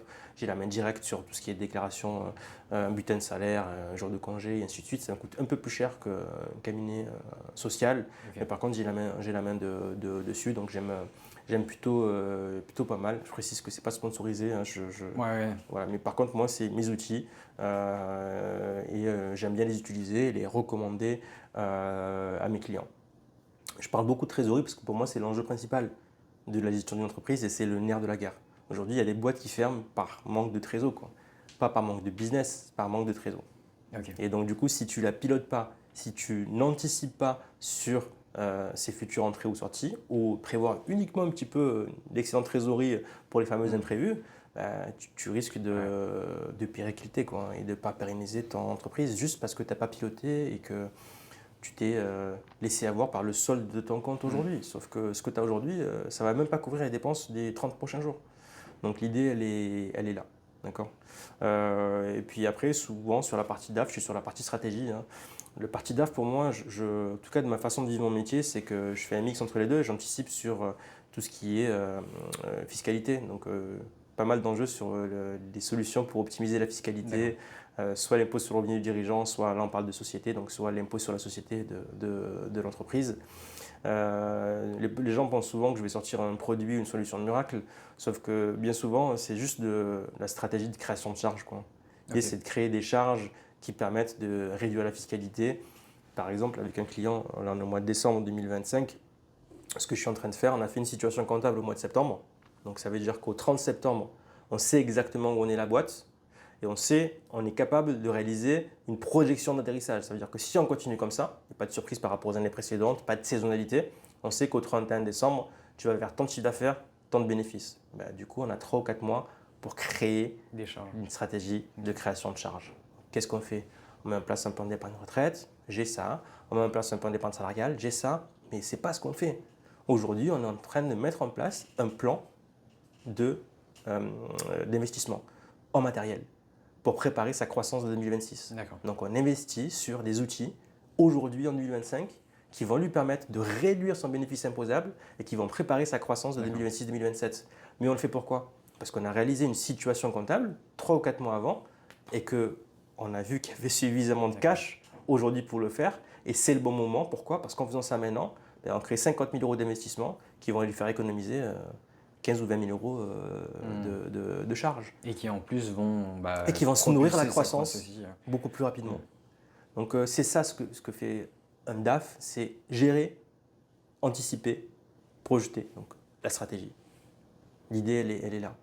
Et un entrepreneur, je le sais parce que j'en suis un moi-même, et c'est compliqué de se conseiller soi-même, hein. Je suis un peu schizophrène parfois. Les cordonniers sont toujours les plus mal chaussés. Tu es dans le jus, tu es tous les jours sur le terrain de jeu, quoi.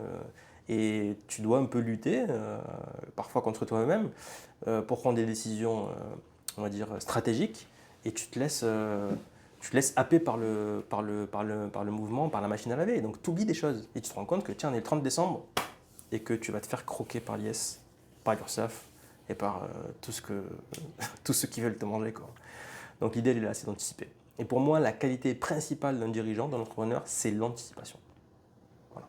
L'anticipation. Et là, c'est exactement le sujet. On anticipe sur l'IS à payer et sur les charges à créer.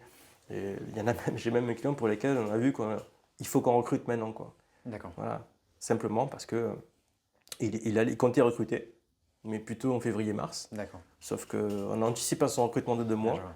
parce que payer 2 mois de salaire d'un CEO, ça lui permettra de réduire sa charge imposable et puis d'anticiper sa croissance beaucoup plus rapidement. C'est un dirigeant qui délègue une partie de sa boîte et qui va déléguer la gestion D'accord. opérationnelle et stratégique, parce qu'il a d'autres enjeux.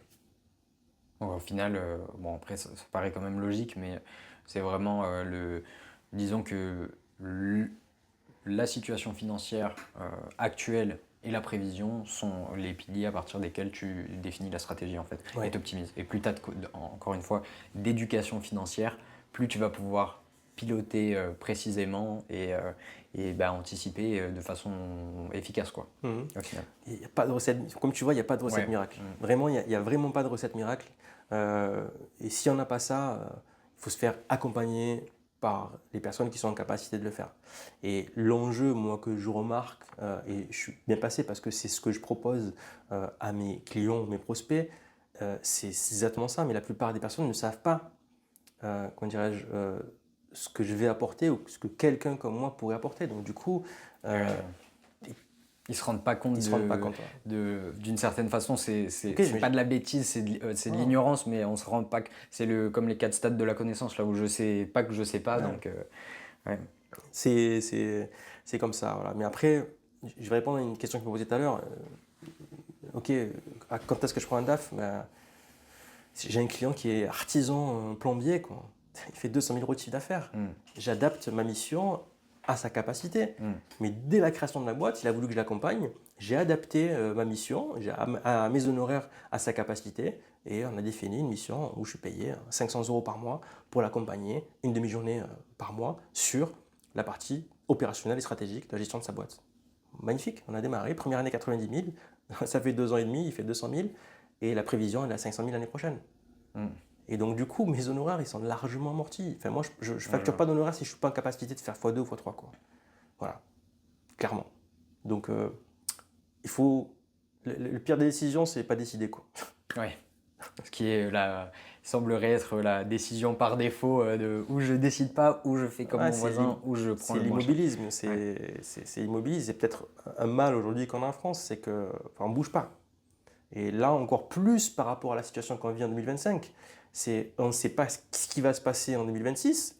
On attend un changement de gouvernement ou de président en 2027. Donc statu quo jusqu'au futur, au futur mandat. Sauf que non, mais le nouveau président qui arrivera en 2027, il produira des effets peut-être positifs ou négatifs, on ne sait pas, à partir de 2028. Quoi. Oui. Donc on attend quoi? On attend 2028. C'est ce qui se passe aujourd'hui. Moi, j'ai des clients qui disent Najib, j'investis pas. J'attends de voir ce qui se passe. Mais t'attends quoi? Au final, c'est comme nos grands-parents qui disaient ah c'était mieux avant, genre c'était toujours pareil, ça change rien. Ça a toujours été comme ça. Ça a toujours été comme ça. C'est l'économie, le business. Enfin, ce qui se passe aujourd'hui, ça s'est passé déjà les années précédentes, quoi. Il y a une phrase que j'aime bien parce que voilà, je lis beaucoup et j'aime bien étudier le passé. C'est de comprendre le passé, étudier le passé pour comprendre le présent et anticiper l'avenir. Et ça, si tu comprends ça, en fait, tu vas comprendre exactement ce qui va se passer demain pour toi, pour ta boîte, pour ton développement patrimonial, pour l'éducation de tes enfants, peu importe, quoi. Donc, ouais, c'est important à faire et à implémenter en soi. Voilà. Et comment est-ce que tu abordes, parce que alors je ne suis pas un expert, moi mon domaine vraiment c'est l'IA, mais avant de parler d'IA, ce que j'aimerais bien savoir c'est, moi je vois plein après je vérifie pas à chaque fois les sources, mais je vois beaucoup de lois qui sont en train enfin une évolution quand même non négligeable des lois, que ce soit au niveau de l'arrivée de l'euro numérique qui quand même est en train d'arriver. Tu as des lois sur justement la transmission de patrimoine, enfin tu as une évolution en tout cas législative qui est non négligeable. Ouais. Comment tu fais pour t'adapter, parce qu'il y a plusieurs types d'événements mais qui peuvent être disruptifs, et un de ces types d'événements-là, c'est juste une législation qui est changée. Je me rappelle par exemple d'une formatrice qui m'avait dit qu'en gros ils avaient une boîte et qu'il y a une législation qui était passée en fond que personne n'a vu et qui en gros a immobilisé toute la concurrence pendant plusieurs semaines parce Ouais. qu'ils devaient se mettre à jour et que du coup ils ont pu capitaliser sur cette nouvelle législation. Comment toi tu fais le suivi de tout ça? Comment on fait pour gérer tout ça quand on est seul déjà? Mhm. Et toi comment tu t'y prends? Euh, L'idée, c'est de se tenir à jour. Moi, j'ai une obligation de formation continue dans mon métier euh, qui est clairement pas suffisante, hein. Mais j'ai les 15 heures minimum de formation obligatoire à l'année, quoi. Ce qui c'est rien, 15 heures. Mm. Au cabinet, on fait en moyenne entre 50 et 80 heures de formation par an. Donc on dépasse ce niveau de formation continue. Et puis étant donné que je fais de la formation, ben, moi en formant, je forme. Mm. Je répète souvent les mêmes messages, en fait. Mm. Mon discours, il est rodé, mais il n'est pas figé parce que je reste en veille par rapport à ce qui se passe aujourd'hui en France. Je ne regarde plus les médias classiques et traditionnels. Mm. Je me renseigne par différentes sources, différentes solutions, mais je ne regarde plus les médias traditionnels. Parce que le Covid m'a. J'en ai marre de regarder les infos en boucle à chaque fois. Donc depuis 4-5 ans, je me renseigne, je suis informé, mais avec les infos dont j'ai besoin. Et donc du coup, ben, c'est important d'aller à l'information et de se tenir au courant sur les évolutions législatives probables et futures. Mais mes décisions à moi, elles ne sont pas orientées, mes stratégies à moi, elles ne sont pas orientées par rapport à ce qui est en train de se dérouler au Sénat ou à l'Assemblée. Je le prends en compte, mais tant que la loi n'est pas votée, Ouais, ça change rien. ça ne change rien. D'accord. C'est la loi de différence, une fois qu'elle est promulguée et votée, ok. Mais c'est sûr que le changement de législation sur la fiscalité des revenus au LMNP, elle a coupé les jambes à des tas de personnes, hein. Revenu au LMP, c'est si tu... LMNP, c'est les revenus fonciers que tu perçois sur un statut spécifique qui est la location meublée non professionnelle. Donc, il y a des personnes qui ont investi sur de l'immobilier D'accord. de manière assez Louer un appartement meublé par exemple, louer c'est un ça? appartement en loueur meublé non professionnel, octroyer voilà, un abattement foncier assez important pour faire simple. Et ce qui fait que des tas de personnes ces dernières années ont investi avec ce régime fiscal-là et l'État est venu raboter cet avantage fiscal l'année passée, ce qui fait que c'est plus intéressant aujourd'hui D'accord. d'investir avec ce régime. Mm. Sauf que si tu as un bien avec ce statut-là, ben, tu es un petit peu dans le baba, donc il faut revenir en arrière et des personnes ont vendu leurs biens uniquement parce qu'ils n'avaient plus le bon régime fiscal. Soit ben, tu t'adaptes. Ça veut dire Ouais. qu'on ne va pas rester s'immobiliser parce que ben, probablement que cet avantage fiscal-là va être raboté dans 15 ans. Ben non, tu Ouais, peux ça pas. change. Tu avances, tu prends les décisions, tu l'intègres. Et puis parfois, en fait, c'est les décisions des entrepreneurs qui vont faire les lois. C'est-à-dire? Si tu prends en compte les business de Airbnb et les business des Uber, c'était pas légal ce qu'ils faisaient à l'époque. Et les lois ont Ouais, se sont suivi, adaptés. se sont adaptées au business parce qu'ils ont prouvé que le marché était là, qu'il y avait une solution, c'était mature. Et donc du coup, les lois se sont adaptées. Ou elles sont en train de s'adapter. Mm. Après, il y a des pays qui, Ils sont plus réticents qui que sont d'autres, plus mais... réticents, mais donc du coup, à un moment donné, tu peux accompagner le changement. Tu n'es pas obligé de bouger uniquement quand le changement est Ouais. là. Donc si tu as une idée, si tu as un modèle qui est disruptif, et même si aujourd'hui c'est pas légal, ben, fais en sorte d'être à la limite de la légalité. Et puis après, peut-être que ton idée, elle passera du bon côté Mm. parce que tu auras forcé une idée business et que le marché t'aura accompagné. Alors je dis pas que tout le monde va créer des Airbnb ou des Uber, Mm. mais c'est l'idée, elle est là, quoi. Et bon, l'histoire a prouvé que c'est possible, quoi. Donc à un moment donné, on va pas bouger uniquement quand il y a la loi ou parce qu'il n'y a pas la loi, quoi. Donc voilà, ce qui est important, c'est de se tenir à jour, mais parfois, ben, il faut aller au-delà, du coup, aller au-delà. Au final, Va il au-delà. faut simplement, si je reprends ce que tu as dit, réfléchir, moi, ma famille, mon patrimoine dans l'ensemble, où est-ce que je veux aller, et ensuite, qu'il y ait telle loi ou telle loi, ça change rien ça peut peut-être changer, pas vraiment mon objectif, mais plutôt la façon dont je vais aller vers cet objectif au final. Tu t'adaptes, voilà. S'il y a un Mm. changement à un moment donné, en fait, enfin, comment dirais-je, le succès, ce qui est important, c'est avoir cette capacité à prendre des décisions quand il y a du mouvement, quoi. Donc, je ne vais pas dire qu'il faut suivre le mouvement. L'idée, c'est de l'anticiper. Mm. Mais c'est pas parce qu'il y a une évolution future de la flat tax que tu vas te dire, attends, dans 2 ans, peut-être qu'il va y avoir la flat tax à 45%, donc du coup, je ne vais pas choisir le statut de la SAS. Non, non, tu vas t'adapter. Un statut, c'est modulable, c'est modifiable, et ainsi de suite. Donc, pareil, à l'inverse, si tu veux te mettre en SARL, que tu travailles en salarié. Bon, voilà, Ok. Et par rapport à du coup ces changements qui sont à gérer, bon après les changements législatifs c'est quand même pas les plus, enfin, j'ai pas, dans la plupart des cas ça se gère quand même assez bien de ce que j'ai l'impression. Par contre il y a des changements qui sont beaucoup plus complexes à gérer et qui peuvent mettre non seulement KO des gens mais beaucoup d'entreprises comme le Covid par exemple. Et toi je sais que ça a été un déclencheur pour ta transition. Voilà, donc si tu peux me parler un peu de toi, qu'est-ce qui s'est passé pendant le Covid qui t'a fait réfléchir. T'as dit un peu déjà par rapport à ta fille, tout ça, mais c'est des choses que tu peux pas anticiper, ça, hein. Du coup, des Covid avec des blackouts de plusieurs mois, enfin, personne aurait pu l'imaginer, même dans le pire des scénarios. Sauf que certaines personnes l'ont imaginé parce qu'elles avaient une lecture fine de l'actualité et elles savaient qu'il allait y avoir des confinements. Mais non, on va dire, français moyen, pas courant, c'était pas courant. Donc ça, tu peux pas l'anticiper, quoi. Mais par contre, de nouveaux business sont nés pendant le Covid. J'avais des clients qui ont explosé leur chiffre d'affaires pendant le Covid. Simplement parce qu'ils se sont adaptés. On fait sens avec notre discussion précédente sur le mouvement et la prise de décision et l'action. C'est qu'à un moment donné, tu adaptes ta manière de travailler. Donc, à l'époque, moi, j'étais en relation avec un conseiller en gestion de patrimoine. Au final, mon métier à moi, c'est d'aller vers le client, d'aller le voir dans son bureau, autrement qu'il vienne me voir au bureau. Sauf que si ce n'était pas possible pendant le Covid, on a fait quoi? On a fait des visios. ouais. Et on a gagné du temps parce qu'on n'avait plus les déplacements avant et après. Et au fait, on avait les clients, entrepreneurs, qui étaient, comment dirais-je, qui étaient plus déconcentrés et qui étaient concentrés sur le rendez-vous patrimonial ou le rendez-vous business du moment. Donc en fait, il y a énormément d'entrepreneurs qui se sont développés pendant le Covid parce que simplement, ils se sont adaptés. Ils n'avaient pas anticipé ça. Mais par contre, ils ont pris des décisions qui ont fait que qui ont pris des parts de marché de certaines autres personnes.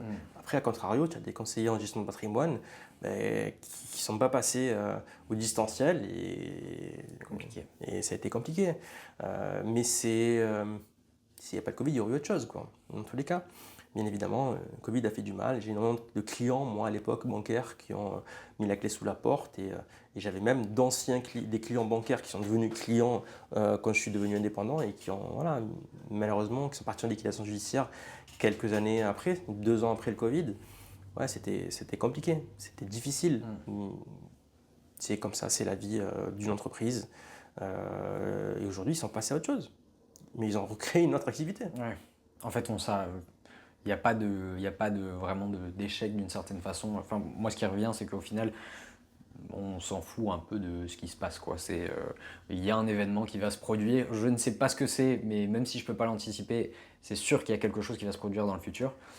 L'idée pour moi, c'est donc de m'éduquer le plus possible pour pouvoir déjà avoir peut-être un coussin pour pouvoir anticiper et ensuite simplement, au final, ce qui revient de ce que tu dis, c'est tu as un objectif, il y a le Covid, tu dis comment est-ce que je peux me servir du Covid pour avancer vers mon objectif ou m'adapter et au final tu t'adaptes et tu t'arrêtes jamais. Si tu sais quels sont tes objectifs, tu vas trouver la capacité à trouver ces solutions pour atteindre ces objectifs. Mais avant toute chose, il faut les marquer noir sur blanc, il faut les suivre, il faut les piloter. Et aussi aujourd'hui, un des principaux sujets que j'enseigne en 2025, c'est les OKR.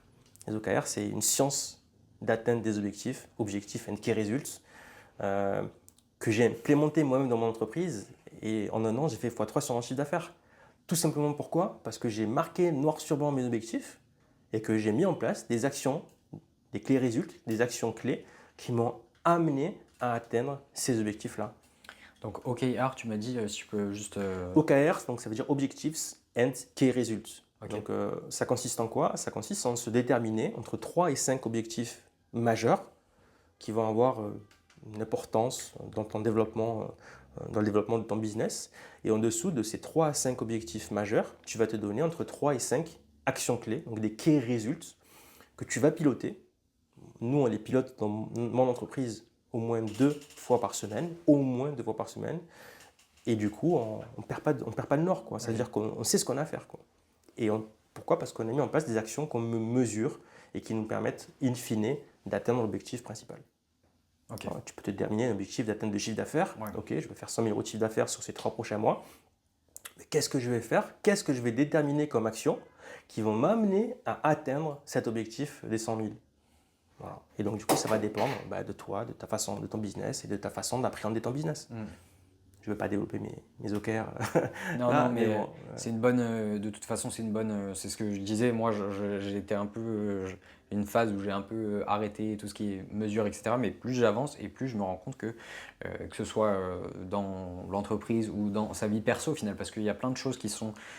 Moi, j'ai une très grosse liste d'OKR maintenant. Là, j'ai un Notion avec énormément de choses qui sont des choses qui ne sont pas vraiment mesurables objectivement, mais qui sont des mesures subjectives. Et juste le fait de moi me dire, bah, je sais pas, aujourd'hui, comment je me sentais par exemple, et de donner une métrique à ça en fait, ça me permet juste d'avoir déjà conscience le lendemain et de faire le lien entre, ah oui, là je me suis couché tard, le lendemain c'était pas du tout une bonne journée ou j'en sais rien, mais ça me permet en fait, de me comprendre mieux et d'informer mes décisions par la suite. Après, attention à pas à confondre, parce que j'ai dit ça parce que c'est une réflexion qu'on m'a faite. On m'a dit, ok, mais c'est une to-do list alors. Non, une OKR, c'est pas une to-do list. Une to-do list, c'est un fourre-tout, c'est des actions que tu as à faire. Et comme tout le monde, moi y compris, quand je me fais des to-do list, j'en ai autant à la fin de la journée, enfin j'en ai plus à la fin de la journée qu'au début, quoi. Donc en fait, une to-do, tu barres, tu fais, tu barres. Non, c'est pas ça. Parce qu'une to-do list, elle te fait pas forcément avancer ton business. Elle fait avancer tes petites tâches, tes micro-tâches, mais elles vont pas venir nourrir un objectif phare, du coup. Donc à pas confondre avec une to-do list parce que c'est parfois ça peut se transformer. Et oui, un objectif, il doit être smart, hein, donc il doit être quantifiable et mesurable principalement. C'est ça, un objectif smart, donc spécifique, mesurable, atteignable. Après, je me souviens plus du RUT, mais en tout cas Avec du temps, je crois que c'est avec une durée de temps temporel établie. sur le dernier, il me Temporel, semble, et le R, j'ai oublié, mais un objectif, il doit être quantifiable et mesurable. Donc des actions clés aussi. Donc voilà. Donc au final, un OKR, si je comprends bien, c'est une partie de la to-do, mais c'est en gros les 3 choses qui sont vraiment les plus importantes qu'il faut absolument faire pour pouvoir avancer. Et après, il y a le reste qui sont des tâches de plus ou moins, qui en fait qui n'ont pas de valeur attribuée, mais j'ai l'impression que ouais. Et surtout, elles doivent pas être ancrées. Ça veut dire qu'un OKR, il se revoit tous les trimestres ou tous les quadrimestres. Donc tous les 3 mois, tu redéfinis une stratégie. Donc ça doit être évolutif, hein, une stratégie d'OKR. Donc moi, la première année, c'était tous les quadrimestres parce qu'on a commencé à l'implémenter à partir du mois de mars. Et maintenant, c'est tous les trimestres une stratégie OKR qui évolue. Et elle évolue en fonction de nos objectifs à nous.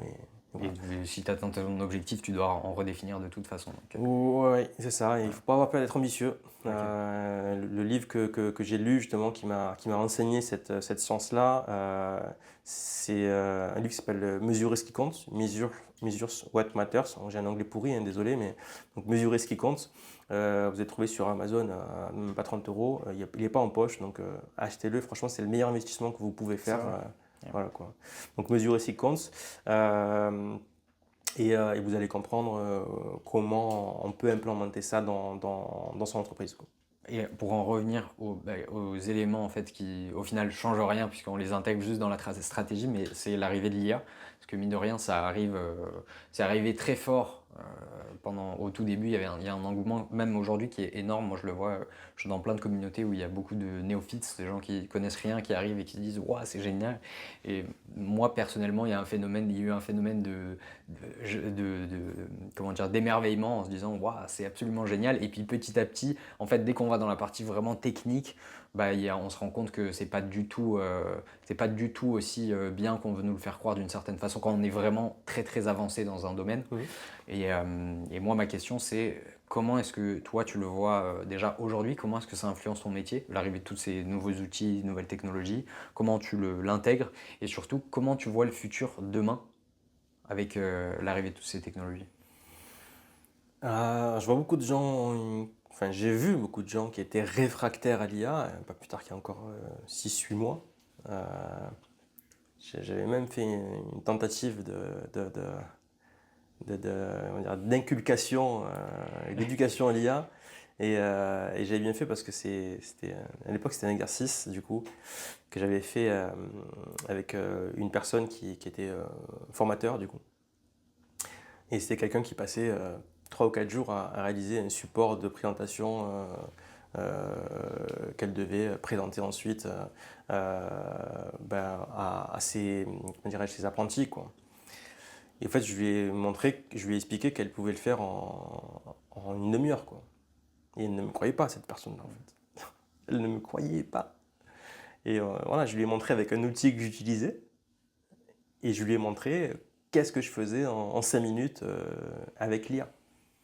Et elle était scotchée, scotchée, scotchée, scotchée, scotchée. Et sa réaction, elle m'a scotché aussi parce que euh, j'ai changé son business model, quoi. J'ai changé son rapport à son propre business uniquement en lui montrant un outil que j'utilisais depuis 1 an et demi.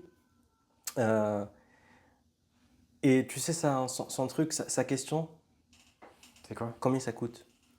C'est gratuit. Non, mais Ouais. non, Oui, je lui ai même si dit, c'est pas.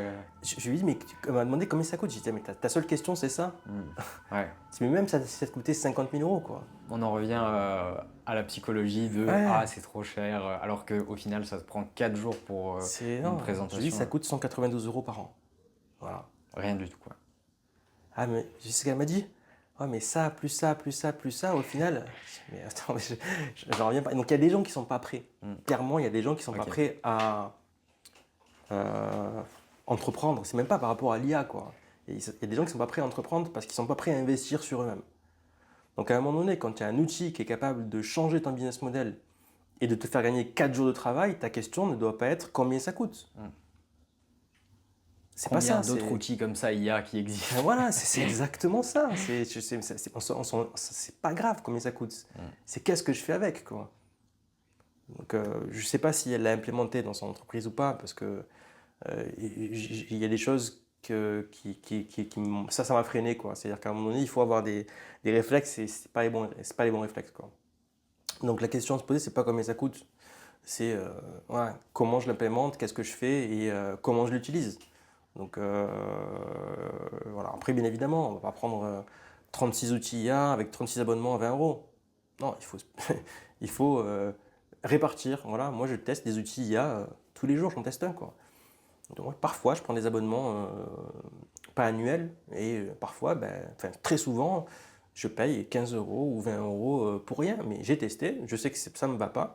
Et puis souvent, vous avez des offres freemium. Ça veut dire que vous avez des offres où vous ne payez rien et vous avez des nombres de crédits limités et qui font que vous pouvez tester ça. Et puis après, vous voyez si c'est utile ou pas. Donc, testez les offres freemium et implémentez-les. Et après, par contre, le ChatGPT freemium, quand tu as des choses stratégiques à faire ou autre, et que j'entends que ouais, ChatGPT, c'est pas top quand même. Ouais, mais quand tu poses la question de est-ce que tu as l'abonnement? Enfin, c'est même pas une question que je pose, c'est ok, mais est-ce que tu payes un abonnement? Non, non, j'ai le ChatGPT free. Oui, bah, te pose pas la question, quoi. Moi, j'utilise ChatGPT aujourd'hui, ça n'a rien à voir avec ce que tu me dis, quoi. ChatGPT aujourd'hui me connaît mieux que ma femme, quoi. Donc voilà, c'est fou quand même d'avoir des outils aujourd'hui que tu peux utiliser, qui transforment ton quotidien. Après, on ne va pas se projeter dans la Matrix, hein. Bien évidemment, je ne suis pas naïf non plus. Il faut se demander où vont ces données, comment elles sont utilisées. Il ne faut pas faire n'importe quoi avec l'IA. C'est On ne vrai. va pas mettre n'importe quel document. J'ai appris il n'y a pas très longtemps que WeTransfer, il y a une mise à jour et que WeTransfer se garde aujourd'hui la possibilité d'utiliser les documents qu'on ajoute. Bah ouais, ok. Bah oui, c'est le cas aujourd'hui. Toutes les entreprises du net aujourd'hui ont la capacité d'utiliser nos données. Il faut en avoir conscience. Et bien évidemment, quand on a des enjeux stratégiques, moi je mets aucun document dans ChatGPT parce que même si j'ai décoché la case ChatGPT ne doit pas utiliser comment dirais-je, mes requêtes pour pouvoir nourrir l'outil, bah, je ne sais pas. Donc je fais attention, bien évidemment, il faut être prudent avec ces données, les infos qu'on donne. Il ne faut pas utiliser n'importe quel outil et donner n'importe quel document à un outil IA, même si officiellement et publiquement, il est dit que... Voilà. Donc prudence, mais pas méfiance. C'est pas la même chose. Voilà. Prudence et pas méfiance. Et oui, il faut utiliser des outils IA. En ce moment, j'ai commencé l'enseignement en école de commerce et c'est des futurs conseillers en gestion de patrimoine. Et une question qu'ils m'ont posée hier, dans mon dernier cours, c'était qu'est-ce que vous pensez de l'IA et notre rapport, l'IA et la gestion de patrimoine, grosso modo, quoi. Ben, ma réponse, c'est l'IA ne va pas remplacer les métiers du conseil. L'IA ne va pas remplacer l'humain. Mais par contre, les humains qui n'utilisent pas l'IA seront remplacés par d'autres humains qui utilisent ces outils-là. Voilà. Donc l'IA ne va remplacer personne. C'est une autre révolution industrielle, c'est la 4e révolution industrielle. Mais voilà, si on est réfractaire à ça, ben ok, on va encore toujours en 2025 fabriquer des vêtements, on va tricoter des vêtements, c'est pas possible, quoi. Ouais.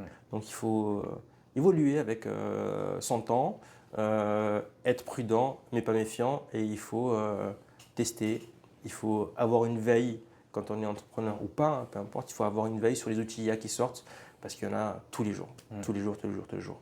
Et puis ça peut, magiquement, il peut y avoir un outil qui sort demain et qui m'économise 4 jours de travail en un claquement de doigts, quoi. C'est ça, exactement. Donc, tous les métiers sont impactés et tous les métiers doivent utiliser l'IA, et encore plus ceux qui pensent être remplacés demain, quoi. Voilà. Si tu ne l'utilises pas parce que tu penses que tu serais remplacé, ben oui, tu te feras remplacer parce que tu es réfractaire à ça. Il y a un truc qui ressort depuis le début, c'est vraiment une genre de mindset d'adaptation. Ça veut dire, je veux aller là-bas, peu importe ce qui se passe, qui ressort vraiment de peu importe l'outil, peu importe. En fait, ça n'a aucune, pas que ça n'a pas d'importance, mais en même temps, ça n'a pas d'importance parce que c'est juste un outil, quoi.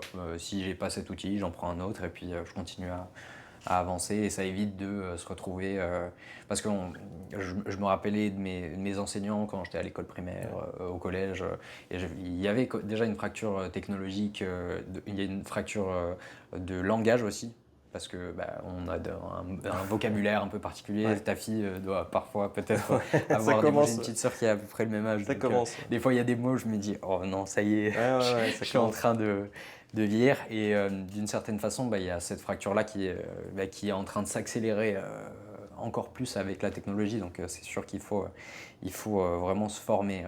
Et en parlant de formation, comme tu fais de la formation, si moi je me forme avec toi concrètement, que je veux lancer mon entreprise, qu'est-ce que ta formation va m'apporter?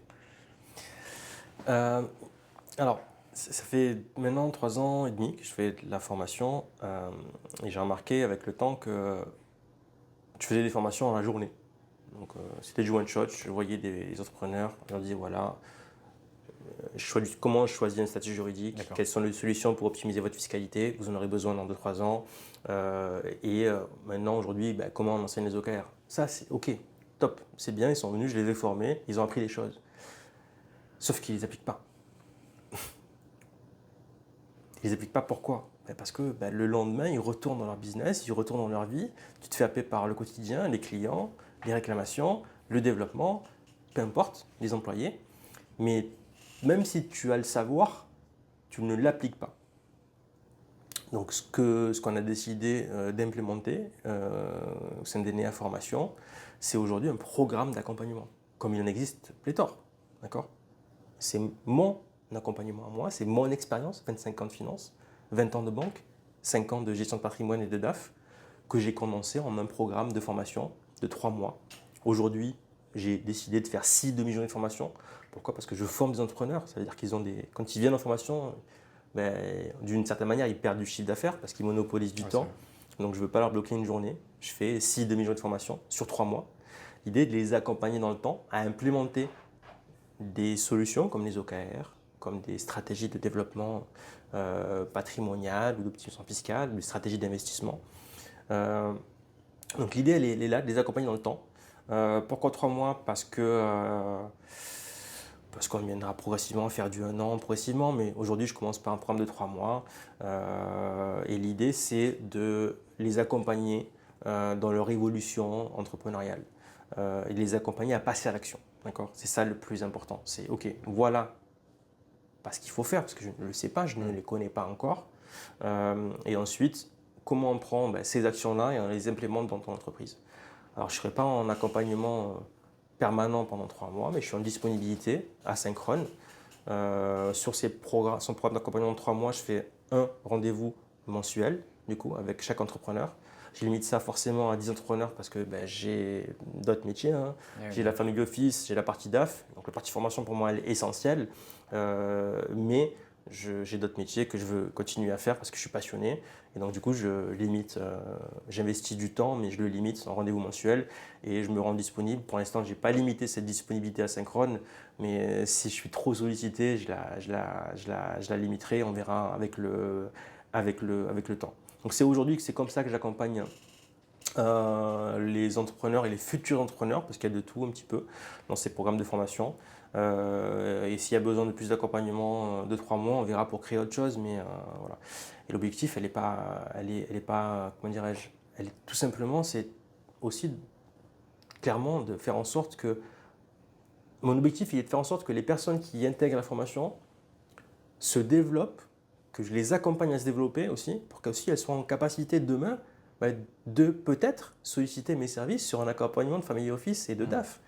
Donc j'ai aussi intérêt à ce qu'elles réussissent d'une certaine manière. Et là, si c'est ça, j'aurais réussi sur toute la ligne. Donc l'idée, c'est de les accompagner de bout en bout pour les faire grandir et moi aussi grandir avec eux. Donc leur transmettre la connaissance et s'assurer qu'ils mettent bien en place et qu'ils ont tous les bénéfices que ça rapporte sur les 3 mois. C'est ça. Et puis globalement, j'ai toujours fonctionné comme ça dans ma vie salariée ou dans ma vie professionnelle. Je fais grandir mes clients et je grandis avec eux, quoi. Et tout ce que je sais aujourd'hui, c'est issu de mon expérience de terrain, c'est issu des discussions que j'avais avec les experts comptables, avocats, notaires. C'est tout ça qui fait que j'ai entrepris aujourd'hui.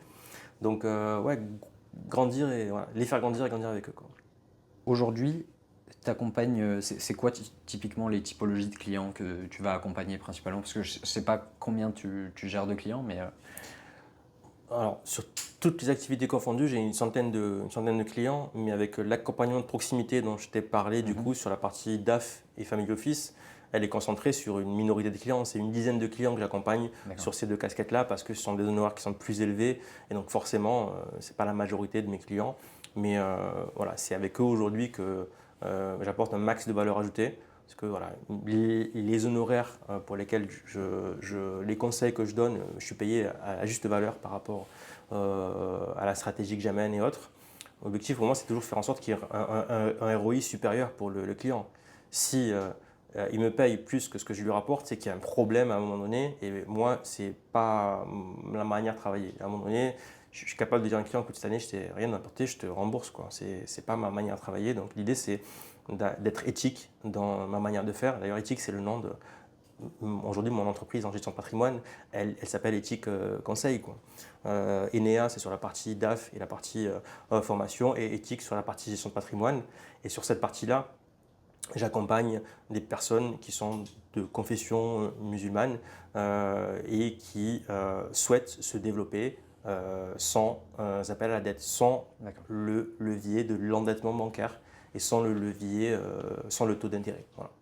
Pourquoi? Parce qu'il y a une interdiction dans la confession musulmane qui est de faire appel à l'usure, à l'intérêt, qui s'appelle la riba. C'est une quête de sens. On a parlé d'évolution tout à l'heure. Mon évolution à moi, et mon évolution, elle est celle-ci. C'est chercher du sens à tout ça. C'est schizophrénique, hein. Pendant 20 ans, j'ai dit c'est par le crédit qu'on s'enrichit. J'ai vu aussi les effets néfastes de l'endettement et du crédit. qui sont?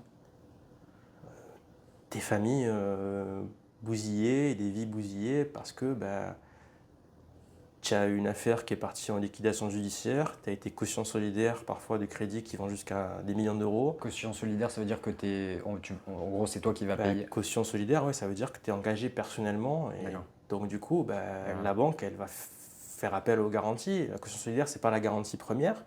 Ça va être, parfois, c'est des cautions bancaires, du style BPI, CIAJ ou France Active, qui vont rembourser une partie de la dette quand elles le font. Parfois, elles disent non, mais là, vous n'avez pas...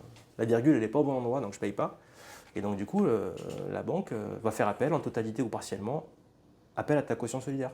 Et donc, à un moment donné, vu que tu es caution morale, tu es caution du financement, en fait, c'est que toi, titre personnel, qui dois rembourser. Et donc, le toi, titre personnel, c'est tes revenus, ton patrimoine immobilier. Ta maison. Voilà. Donc, qu'on soit d'accord, aujourd'hui, tu n'engages pas ton patrimoine personnel quand tu crées une société. D'accord? Ton patrimoine personnel est différencié, il est séparé. Mais par contre, quand tu vas t'endetter, la banque va te solliciter ton engagement personnel et c'est à ce moment-là D'accord. que tu engages ton patrimoine personnel. Et donc, du coup, à un moment donné, il faut être conscient que quand tu signes un engagement de caution solidaire de 2 pages avec des centaines de mots, c'est un engagement juridique et il a du sens. Il faut être conscient de ces enjeux-là. Et donc, du coup, j'ai vu ces effets-là qui sont parfois douloureux, quoi. C'est des maisons saisies et vendues aux enchères pour rembourser les dettes bancaires. C'est des contentieux, c'est des intérêts moratoires. C'est douloureux, du coup. Donc, oui, certes, s'endetter, c'est une chose. On peut faire passer son patrimoine de 0 à 3 millions d'euros en 3 ans, ce que j'ai fait avec certains clients. Et donc, oui, on peut s'enrichir. Mais il faut être conscient qu'il y a l'envers du décor. Et l'envers du décor, c'est aussi que tu payes des intérêts. Ça veut dire qu'à un moment donné, ton patrimoine à 3 millions d'euros, il t'aura peut-être coûté 6 millions. Si tu regardes les lignes et les interstices. Donc il faut avoir conscience de ça. Et peut-être que ta maison, tu l'auras payée 2 fois, quoi. Mais donc ça fait sens avec notre discussion de tout à l'heure sur, ok, mettre un toit sur sa tête, pourquoi? Il faut se demander, quoi. Aujourd'hui, voilà, quand tu as des taux d'intérêt à 3,5, 4%, que ta maison, tu l'as payée 2 fois, il faut se poser la question de, ok, tu auras payé des charges foncières, tu auras payé des charges d'entretien, mais aussi tu auras payé les intérêts de la banque, avec le risque que ton aléa de la vie, si tu as un cancer, une leucémie et que tu n'as plus de revenus pour payer le crédit, c'est que en fait, tout ça, ça peut être saisi. Donc après, je ne veux pas inquiéter, effrayer, ça reste toujours épisodique, mais voilà, on peut se passer de l'endettement bancaire. Ça va dépendre de ses objectifs.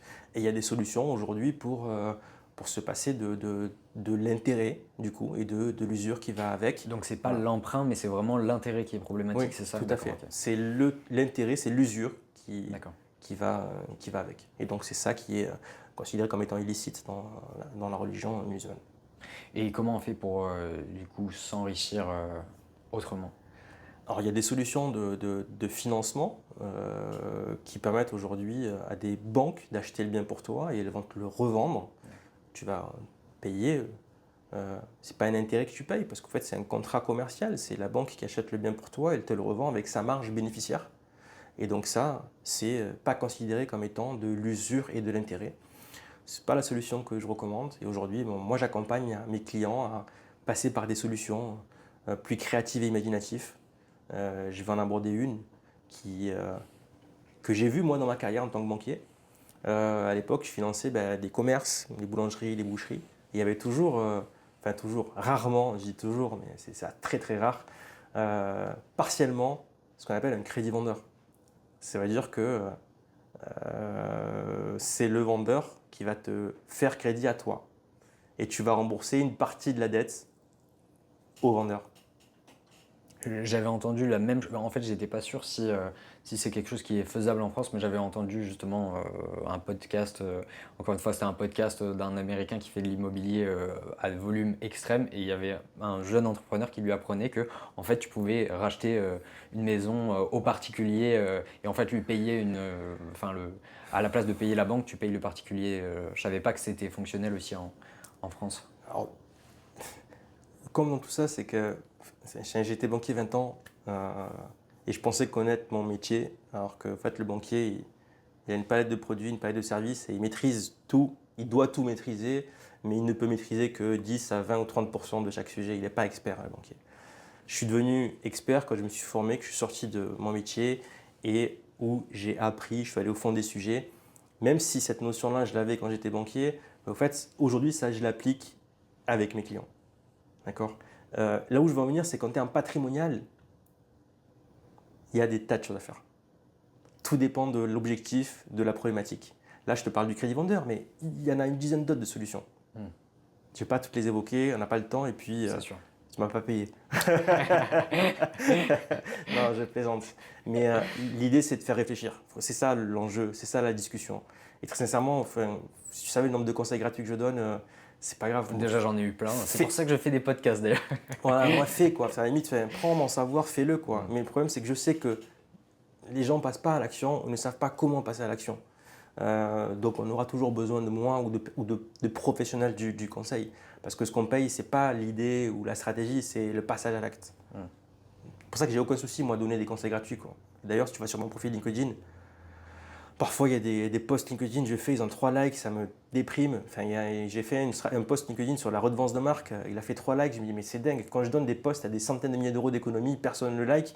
Mais quand je fais une photo de mon bureau avec un café ou de moi en train de faire un smiley, ça fait des milliers de vues, quoi. Donc moi, je ne comprends pas l'algorithme et je ne comprends pas, peut-être ça va avec l'intérêt des gens, je ne sais pas. Mais voilà, j'ai fait un post sur la redevance de marque. Si tu sais utiliser cet outil-là, alors, que j'ai utilisé, attention, il faut se faire accompagner, il ne faut pas faire n'importe quoi. C'est des sujets qui peuvent engager des contrôles fiscaux, donc il faut se faire accompagner par des avocats en propriété intellectuelle, par des commissaires aux comptes, pour pouvoir bien valoriser le droit d'usage de ta marque. Mais ça, c'est un outil aussi patrimonial que j'utilise.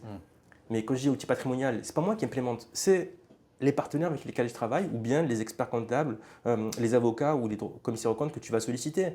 Mais par contre, ça fait partie de la stratégie patrimoniale que j'utilise. Comment aujourd'hui faire en sorte de limiter l'imposition de mes revenus? Ben oui, parce que Coco, ton salaire quand tu es président de SAS, du coup, il est fortement chargé. Ben, l'idée, c'est de trouver d'autres biais qui vont faire en sorte que tes revenus ou la redevance que tu vas prendre en compte soit moins chargée. On était sur le crédit vendeur et aujourd'hui, c'est une solution que j'utilise et qui fonctionne. La plupart des personnes, des agents immobiliers à qui j'ai parlé du crédit vendeur, parce qu'au fait, l'objectif, c'est OK, je donne ça à mon client et après, je ne vais pas lui dire démerde-toi avec. Derrière, il faut que je l'accompagne à implémenter ça dans son patrimoine. Je ne vais pas lui dire trouver le bien, mais on y est. Aujourd'hui, c'est ce qu'on arrive à faire pour nos clients. C'est trouver des biens immobiliers, des propriétaires qui acceptent de vendre à crédit et à taux zéro à mes clients. Et c'est possible. Pourquoi? Parce que tous ceux qui vendent leurs biens n'ont pas besoin de cash ou ne repartent pas forcément sur un projet de résidence principale ou ne vendent pas forcément leur résidence principale. Ils vont vendre une résidence locative ou ainsi de suite. Voir ça les arrange d'avoir un revenu mensuel qui tombe tous les mois que tu vas Voilà. l'appeler. Le dernier bien qu'on a proposé à un de nos clients, c'est un couple de personnes âgées qui ne veulent pas transmettre du patrimoine immobilier à leurs enfants parce qu'ils savent que ça va semer la zizanie. Plutôt que de transmettre un bien immobilier qui ne sera jamais partagé entre frères et sœurs, ils vont leur transmettre du cash. Voilà.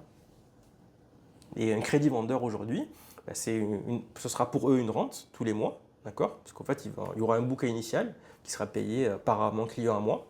Le bouquet initial, c'est un apport personnel, du cash au départ, en général 30%.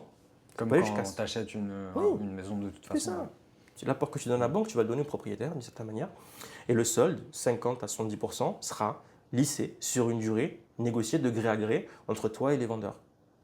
Et eux, les PPME, ça leur fait une rente mensuelle. Imaginons qu'ils décèdent, je leur souhaite une longue vie, mais en fait, ce sont leurs enfants qui vont continuer à bénéficier de la rente. C'est transmissible. Les notaires n'aiment pas ça, parce qu'ils se disent, OK, mon client à moi qui veut payer un crédit, au fait, il veut un crédit vendeur pour ne pas payer les propriétaires. Non, mais en fait, monsieur le notaire, madame le notaire, vous connaissez votre métier mieux que moi. Il y a des garanties qui vont protéger le propriétaire vendeur. Il y a des garanties qui existent aujourd'hui pour protéger des vendeurs. Il faut juste les intégrer dans le contrat de crédit vendeur qui est lui-même intégré dans le compromis d'achat. Mais voilà, les métiers du conseil font qu'ils ont peur d'implémenter. Ils doivent protéger les intérêts de leurs clients et comme ils pensent que c'est rigolo, c'est toujours d'avoir le mot intérêt, donc les enjeux de leurs clients, on va dire. Et donc, du coup, ils veulent faire en sorte, déconseiller leurs clients de vendre un crédit à. Ils veulent minimiser le risque. Et pourtant. Et pourtant, donc là, c'est des discussions que j'ai actuellement avec des notaires, quoi. Non, le crédit vendeur refusé. La dernière fois, j'ai vu un mail d'un notaire, un client qui m'a transféré le mail de notaire. Et le client me disait donnez-moi les arguments pour, entre guillemets, convaincre mon notaire. Et le notaire disait non, je vous déconseille de vendre un crédit vendeur. D'accord. Pourquoi? Parce que peut-être, comment dirais-je, le client n'aura pas son crédit. En fait, elle n'avait pas lu le mail, elle n'avait pas compris. En fait, il y a des gens qui ne comprennent pas, quoi. Et c'est un outil patrimonial qui est utilisé parmi d'autres. Qui est peu courant peut-être, qui est et mal peu compris. Courant, il est peu courant, mais Bien évidemment, statistiquement, pas tous les biens que vous allez visiter, les propriétaires n'accepteront pas de vous vendre un crédit. Mais par contre, si vous ne testez pas, si vous commencez pas à utiliser ce type de solution-là, ben oui, personne ne sera au courant parce qu'on aura éduqué les propriétaires à ne pas connaître cette solution. Donc voilà, en tout cas, ça fonctionne. Et il y en a d'autres, des solutions. Voilà. Qui sont d'autant plus importantes si on est musulman, Oui, de les mais connaître, parce que sinon on est vraiment limité. moi, c'est spécifique pour mes clients, moi, mais au fait, Ok. c'est monsieur, madame, tout le monde. Se passer de la dette bancaire. D'accord. Alors attends, l'idée, c'est pas de là à faire en sorte que quand on n'utilise plus les banques, il se passera, je pense, des siècles et des siècles. Donc, monsieur les banquiers, vous inquiétez pas, vous n'allez pas perdre vos parts de marché, mais c'est une solution que tout le monde peut utiliser. Voilà, elle n'est Disons pas que- réservée qu'aux ouais. musulmans, quoi. C'est comme, au final, on en revient encore une fois à toute le. C'est la trame, j'ai l'impression, de fond qui arrive, que c'est quel est l'objectif, et donc, en fonction de l'objectif de ton client, bah, de déterminer le bon outil. Parfois, c'est un crédit bancaire, parfois, c'est pas un crédit bancaire, du coup. Ça dépend vraiment de la situation de la personne et de son contexte. Après, si les personnes passent par un crédit bancaire, au moins, moi, je les conseille sur la manière de négocier les conditions et Ok. je leur explique ce qui est acceptable et pas acceptable. Il n'y a aucun souci. Enfin, Mais t'évites quand même maintenant ou disons que c'est. oh, Ah, ok. ça m'arrive Ah oui, pas de rééduquer, mais d'expliquer d'accord, à les clients qu'il y a d'autres solutions, quoi. d'accord. Et ça fait réfléchir. Mm. Quand j'explique à des personnes qui initialement souhaitent passer par le crédit bancaire pour acheter un bien locatif ou une résidence principale, quand j'explique qu'il y a d'autres solutions, ben, les gens sont à l'écoute. Ils n'y croient pas, mais ça les fait réfléchir. Et hier, j'ai appris qu'un client réfractaire il y a 6 mois à ça, aujourd'hui, il est en train d'acheter un bien. Donc, il a pris mon conseil, il paye à zéro, mais que je donne à tout le monde. Et il est en train d'acheter aujourd'hui un bien en crédit vendeur. Intéressant. Et pour financer ce bouquet initial de 30% qu'il n'a pas, il s'est simplement associé à 2 autres personnes, donc à 3. Donc voilà, à un moment donné, il faut être imaginatif et créatif. Soit on ne peut pas, soit on ne veut pas, mais par contre, on ne reste pas immobile. On trouve les solutions. Et les solutions patrimoniales, fiscales, légales, licites, elles sont là. Parce qu'elles sont validées par des hommes de droit et de loi qui sont les notaires et les avocats. Voilà. Et qui connaissent toutes ces solutions-là. Après, est-ce qu'elles veulent ou pas les appliquer, c'est autre chose, un autre débat. Aujourd'hui, tu m'as parlé de la partie DAF, de la partie formation. Est-ce qu'il y a d'autres choses sur lesquelles tu es en train de travailler, d'avancer? Oui, clairement, c'est toujours sur la partie DAF, mais toujours dans l'objectif de faire grandir l'entrepreneur et de grandir avec lui. J'ai voulu rendre accessible la mission de DAF, donc celle de directeur financier externalisé. Donc du coup, j'ai créé une offre d'accompagnement adaptée au budget limité, je veux dire, ou en tout cas à des TPE en création. Et donc du coup, donc, coach mentor, donc c'est ça la casquette que j'ai appliquée. Et aujourd'hui, j'accompagne une dizaine de dirigeants justement à gérer leur entreprise avec un rendez-vous mensuel de 2 heures et avec une disponibilité pareil asynchrone. En général, on m'envoie 2-3 WhatsApp dans le mois. J'ai certains dirigeants qui n'osent pas me solliciter. Pourtant, je leur dis, hein, mais voilà, il y a le côté osé. Tout à l'heure, je parlais des compétences, des soft skills importantes, l'anticipation, mais il y a aussi le culot et le fait d'oser, quoi. À un moment donné, quand on te dit je suis disponible, tu peux m'appeler. Si tu ne le fais pas, il y a l'éducation peut-être, mais après, il y a d'autres sujets aussi. Donc, il faut oser, quoi. Ça, c'est important. Donc, je suis disponible de manière asynchrone et on peut me solliciter pour des enjeux stratégiques. Donc, l'idée, c'est ça. C'est un accompagnement mensuel limité pour les budgets limités. Et l'objectif, ben, pareil, c'est de faire grandir pour qu'ils demain ils soient en capacité de payer une vraie mission de DAF. Et aujourd'hui, c'est quelque chose qui est en train d'arriver avec un client que j'accompagne tous les mois.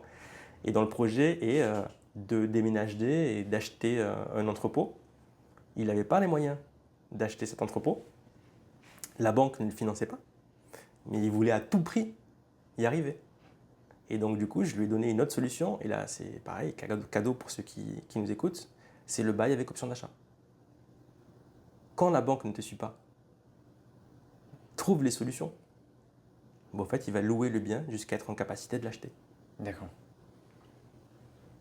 Un genre de leasing sur un véhicule, il va le voir, c'est ça, location avec option d'achat, mais adapté à l'immobilier. Et c'est un contrat qui est licite par rapport à l'éthique aussi musulmane. C'est que bah, il n'y a pas d'intérêt. Si c'est un loyer que tu payes tous les mois, et il n'y a pas de pénalité entre guillemets. Hein. L'idée, c'est aussi ça, c'est que dans un contrat qui soit éthique, c'est qu'il n'y a pas de pénalité à l'intérieur. Et donc ça, c'est une autre solution.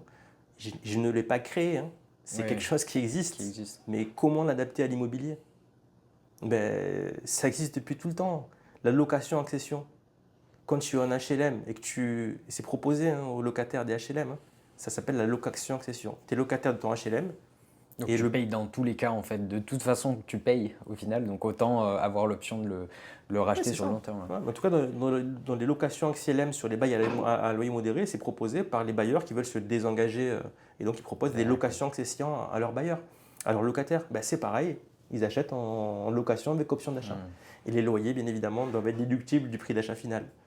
Et l'objectif, c'est que ceux qui en ont sont en capacité de l'acheter dans 3 ans. Donc on a négocié avec un bail avec option d'achat de 3 ans. L'objectif, c'est que je l'accompagne sur une mission de DAF pour faire en sorte que dans 3 ans, il soit en capacité de payer ce bien comptant. Et là, il est en conformité avec son éthique religieuse. Donc au final, tu as un accompagnement de base pour que la personne s'éduque, mette en place et soit accompagnée. Et plus elle évolue, plus en fait, elle va te solliciter puisque tes conseils portent les résultats. En fait, c'est ça l'idée Ouais. de tout le processus, quoi. Donc tu es en train de créer une étape pour rendre ça encore plus accessible à plus de gens, si je comprends bien. Ouais, Ouais. ouais. C'est quelque chose qui fait partie de mon éducation et qui est là depuis toujours. J'ai vu faire mes parents. Enfin, ouais, c'est implémenté dans mon logiciel interne. C'est donner pour recevoir. Quoi. À un moment donné, tu ne peux pas demander aux gens sans rien donner. Quoi. Donc, d'une certaine manière, les gens payent. Donc, je leur donne beaucoup pour être en capacité de recevoir derrière. Et puis, c'est ce que j'arrive à faire. Et, euh, et ouais, j'en suis fier. Mais je ne pensais pas que je serais en capacité de faire ça il y a 4-5 ans en arrière, et encore plus il y a une dizaine d'années en arrière. Mais c'est une question de maturité aussi. On dit souvent qu'un homme est mature à 40 ans, et moi j'ai bifurqué à 40 ans. Quoi. Alors, c'était ma crise de la quarantaine, je pensais que je l'avais faite bien avant, mais en fait je l'ai faite et j'ai quitté mon emploi salarié parce qu'à un moment donné je me suis dit, attends, quel chemin je prends quoi? Est-ce que je continue encore 20 ans comme ça ou est-ce que je tente le coup quoi? Et donc du coup j'ai choisi de tenter le coup. Donc à un moment donné, les risques étaient mesurés, ils étaient là, mais par contre ils étaient mesurés. Donc n'ayez pas peur de tenter le coup. Quoi. Vous ne risquez pas grand-chose. D'autant plus qu'en France, on a la chance d'être un pays où on a une grosse sécurité sociale. Euh, c'est le chômage. Quoi. Enfin, à un moment donné, il n'y a pas beaucoup de pays au monde où on a une allocation mensuelle pour nous permettre de tester autre chose. Voilà. À l'époque, moi, c'était 2 ans, je suis 18 mois. Demain, ce sera probablement 12 mois. Mais ce sera toujours 12 mois de rémunération qui vont permettre de lancer quelque chose. Quoi. Donc il ne faut pas avoir peur, il y a cette soupape de sécurité-là. Et puis l'idée, c'est de commencer en amont. Le problème, c'est que moi, je vois beaucoup d'entrepreneurs qui créent, mais ils créent une fois qu'ils n'ont plus le chômage parce qu'ils doivent se rémunérer. Quoi. D'accord, grosse erreur. Après, tu as la pression du stress, Ouais, ouais, ouais. du manque d'argent, etc. Ouais, ben là, forcément, souvent, le projet n'aura pas de pérennité parce que tu dois te rémunérer, tu dois trouver du cash rapidement. Quoi. D'accord. Donc, ouais, ça, c'est un autre souci. Hein. Mais bon, ça ferait l'objet de notre podcast parce qu'on arrive au bout. Là, je Ça crois. marche. Mais ouais, j'ai encore le temps, hein, pas de souci. Bah, pour conclure, c'est quoi un échec vraiment dans ta vie qui t'a marqué et qui t'a fait grandir? J'en aurai plusieurs, mais je vais t'en citer deux, mais en fait c'est un seul. Pas mal de naïveté en fait. Pas mal de naïveté sur le fait que croire que les gens sont comme toi d'une certaine manière. Quoi. Il faut se protéger, il faut faire attention, il ne faut pas être trop bon et trop naïf surtout quand tu crées un business, là je parle hein, du coup, mais de manière générale dans la vie générale, il faut faire confiance, mais Mais il se faut protéger. voilà, il faut pas aveuglément. Le problème, c'est que la plupart des gens font confiance aveuglément. Moi, d'une certaine manière, ben, c'est un petit peu aussi ce que j'ai fait et ça m'a retardé dans mon développement. Des personnes qui manquaient d'éducation et qui m'ont mis des bâtons dans les roues.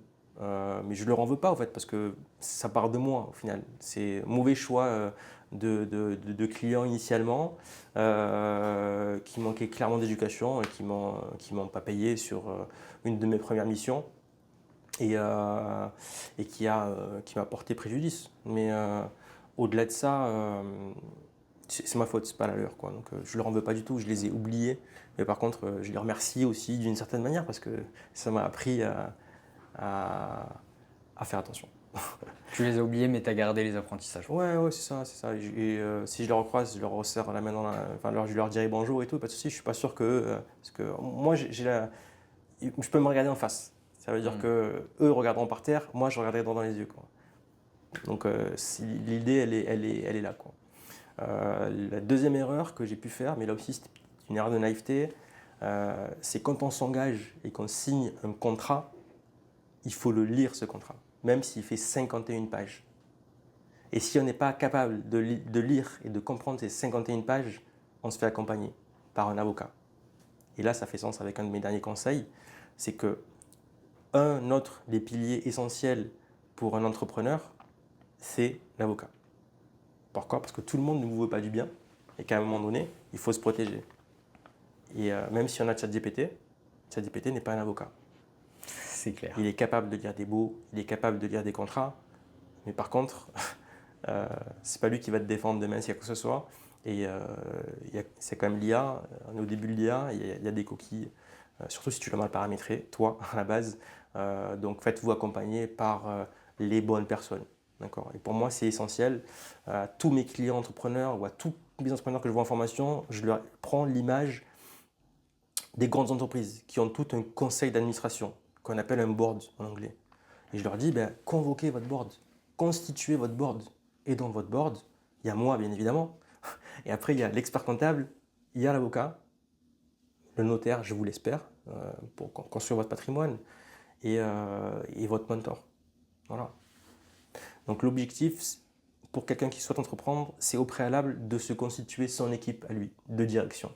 Bien évidemment qu'il faudra payer, mais l'avocat, tu le payes que si demain tu as un litige. Mais par contre, c'est bien de le connaître avant. C'est pas quand tu as le litige que tu vas aller chercher le bon avocat. Ouais. Parce qu'il faut le connaître avant, il faut le tester, il faut le solliciter. Donc, tu as des avocats en droit de la propriété intellectuelle, tu as des avocats en droit des affaires, tu as des avocats en droit social. Mais voilà, il ne faut pas avoir peur de solliciter un avocat en droit social pour un contrat de travail, par exemple. C'est pas si cher que ça. Pourtant, personne ne va le faire. On va prendre le contrat bateau qu'on a pompé sur Internet ou qu'on a fait avec ChatGPT et on va le faire signer à son employé. Mais pour moi, c'est dingue de faire ça. Même si on a l'IA, il n'y a pas de problème, c'est dingue de faire ça. Donc voilà, des erreurs que j'ai pu faire et l'objectif c'est de ne pas les refaire. Mais bon, la naïveté, la bonté, elle est humaine, hein, donc voilà, l'idée c'est quand même de se protéger, mais attention à ne pas trop être naïf. Et puis après, lire les contrats, parce que ouais, il peut y avoir une petite clause de 4 lignes qui passe comme ça et on se dit tiens c'est anodin, il fait que 4 lignes, elle n'est pas importante, sauf que le sens des mots, il n'est pas le même pour tout le monde, quoi. Voilà. Je vois. Merci beaucoup pour ce podcast. Merci beaucoup pour l'invitation, merci beaucoup pour cette échange. C'était une très bonne expérience. C'était mon premier podcast et vous m'avez mis à l'aise, donc voilà, franchement, très bonne expérience. Magnifique, ben, merci et à la prochaine.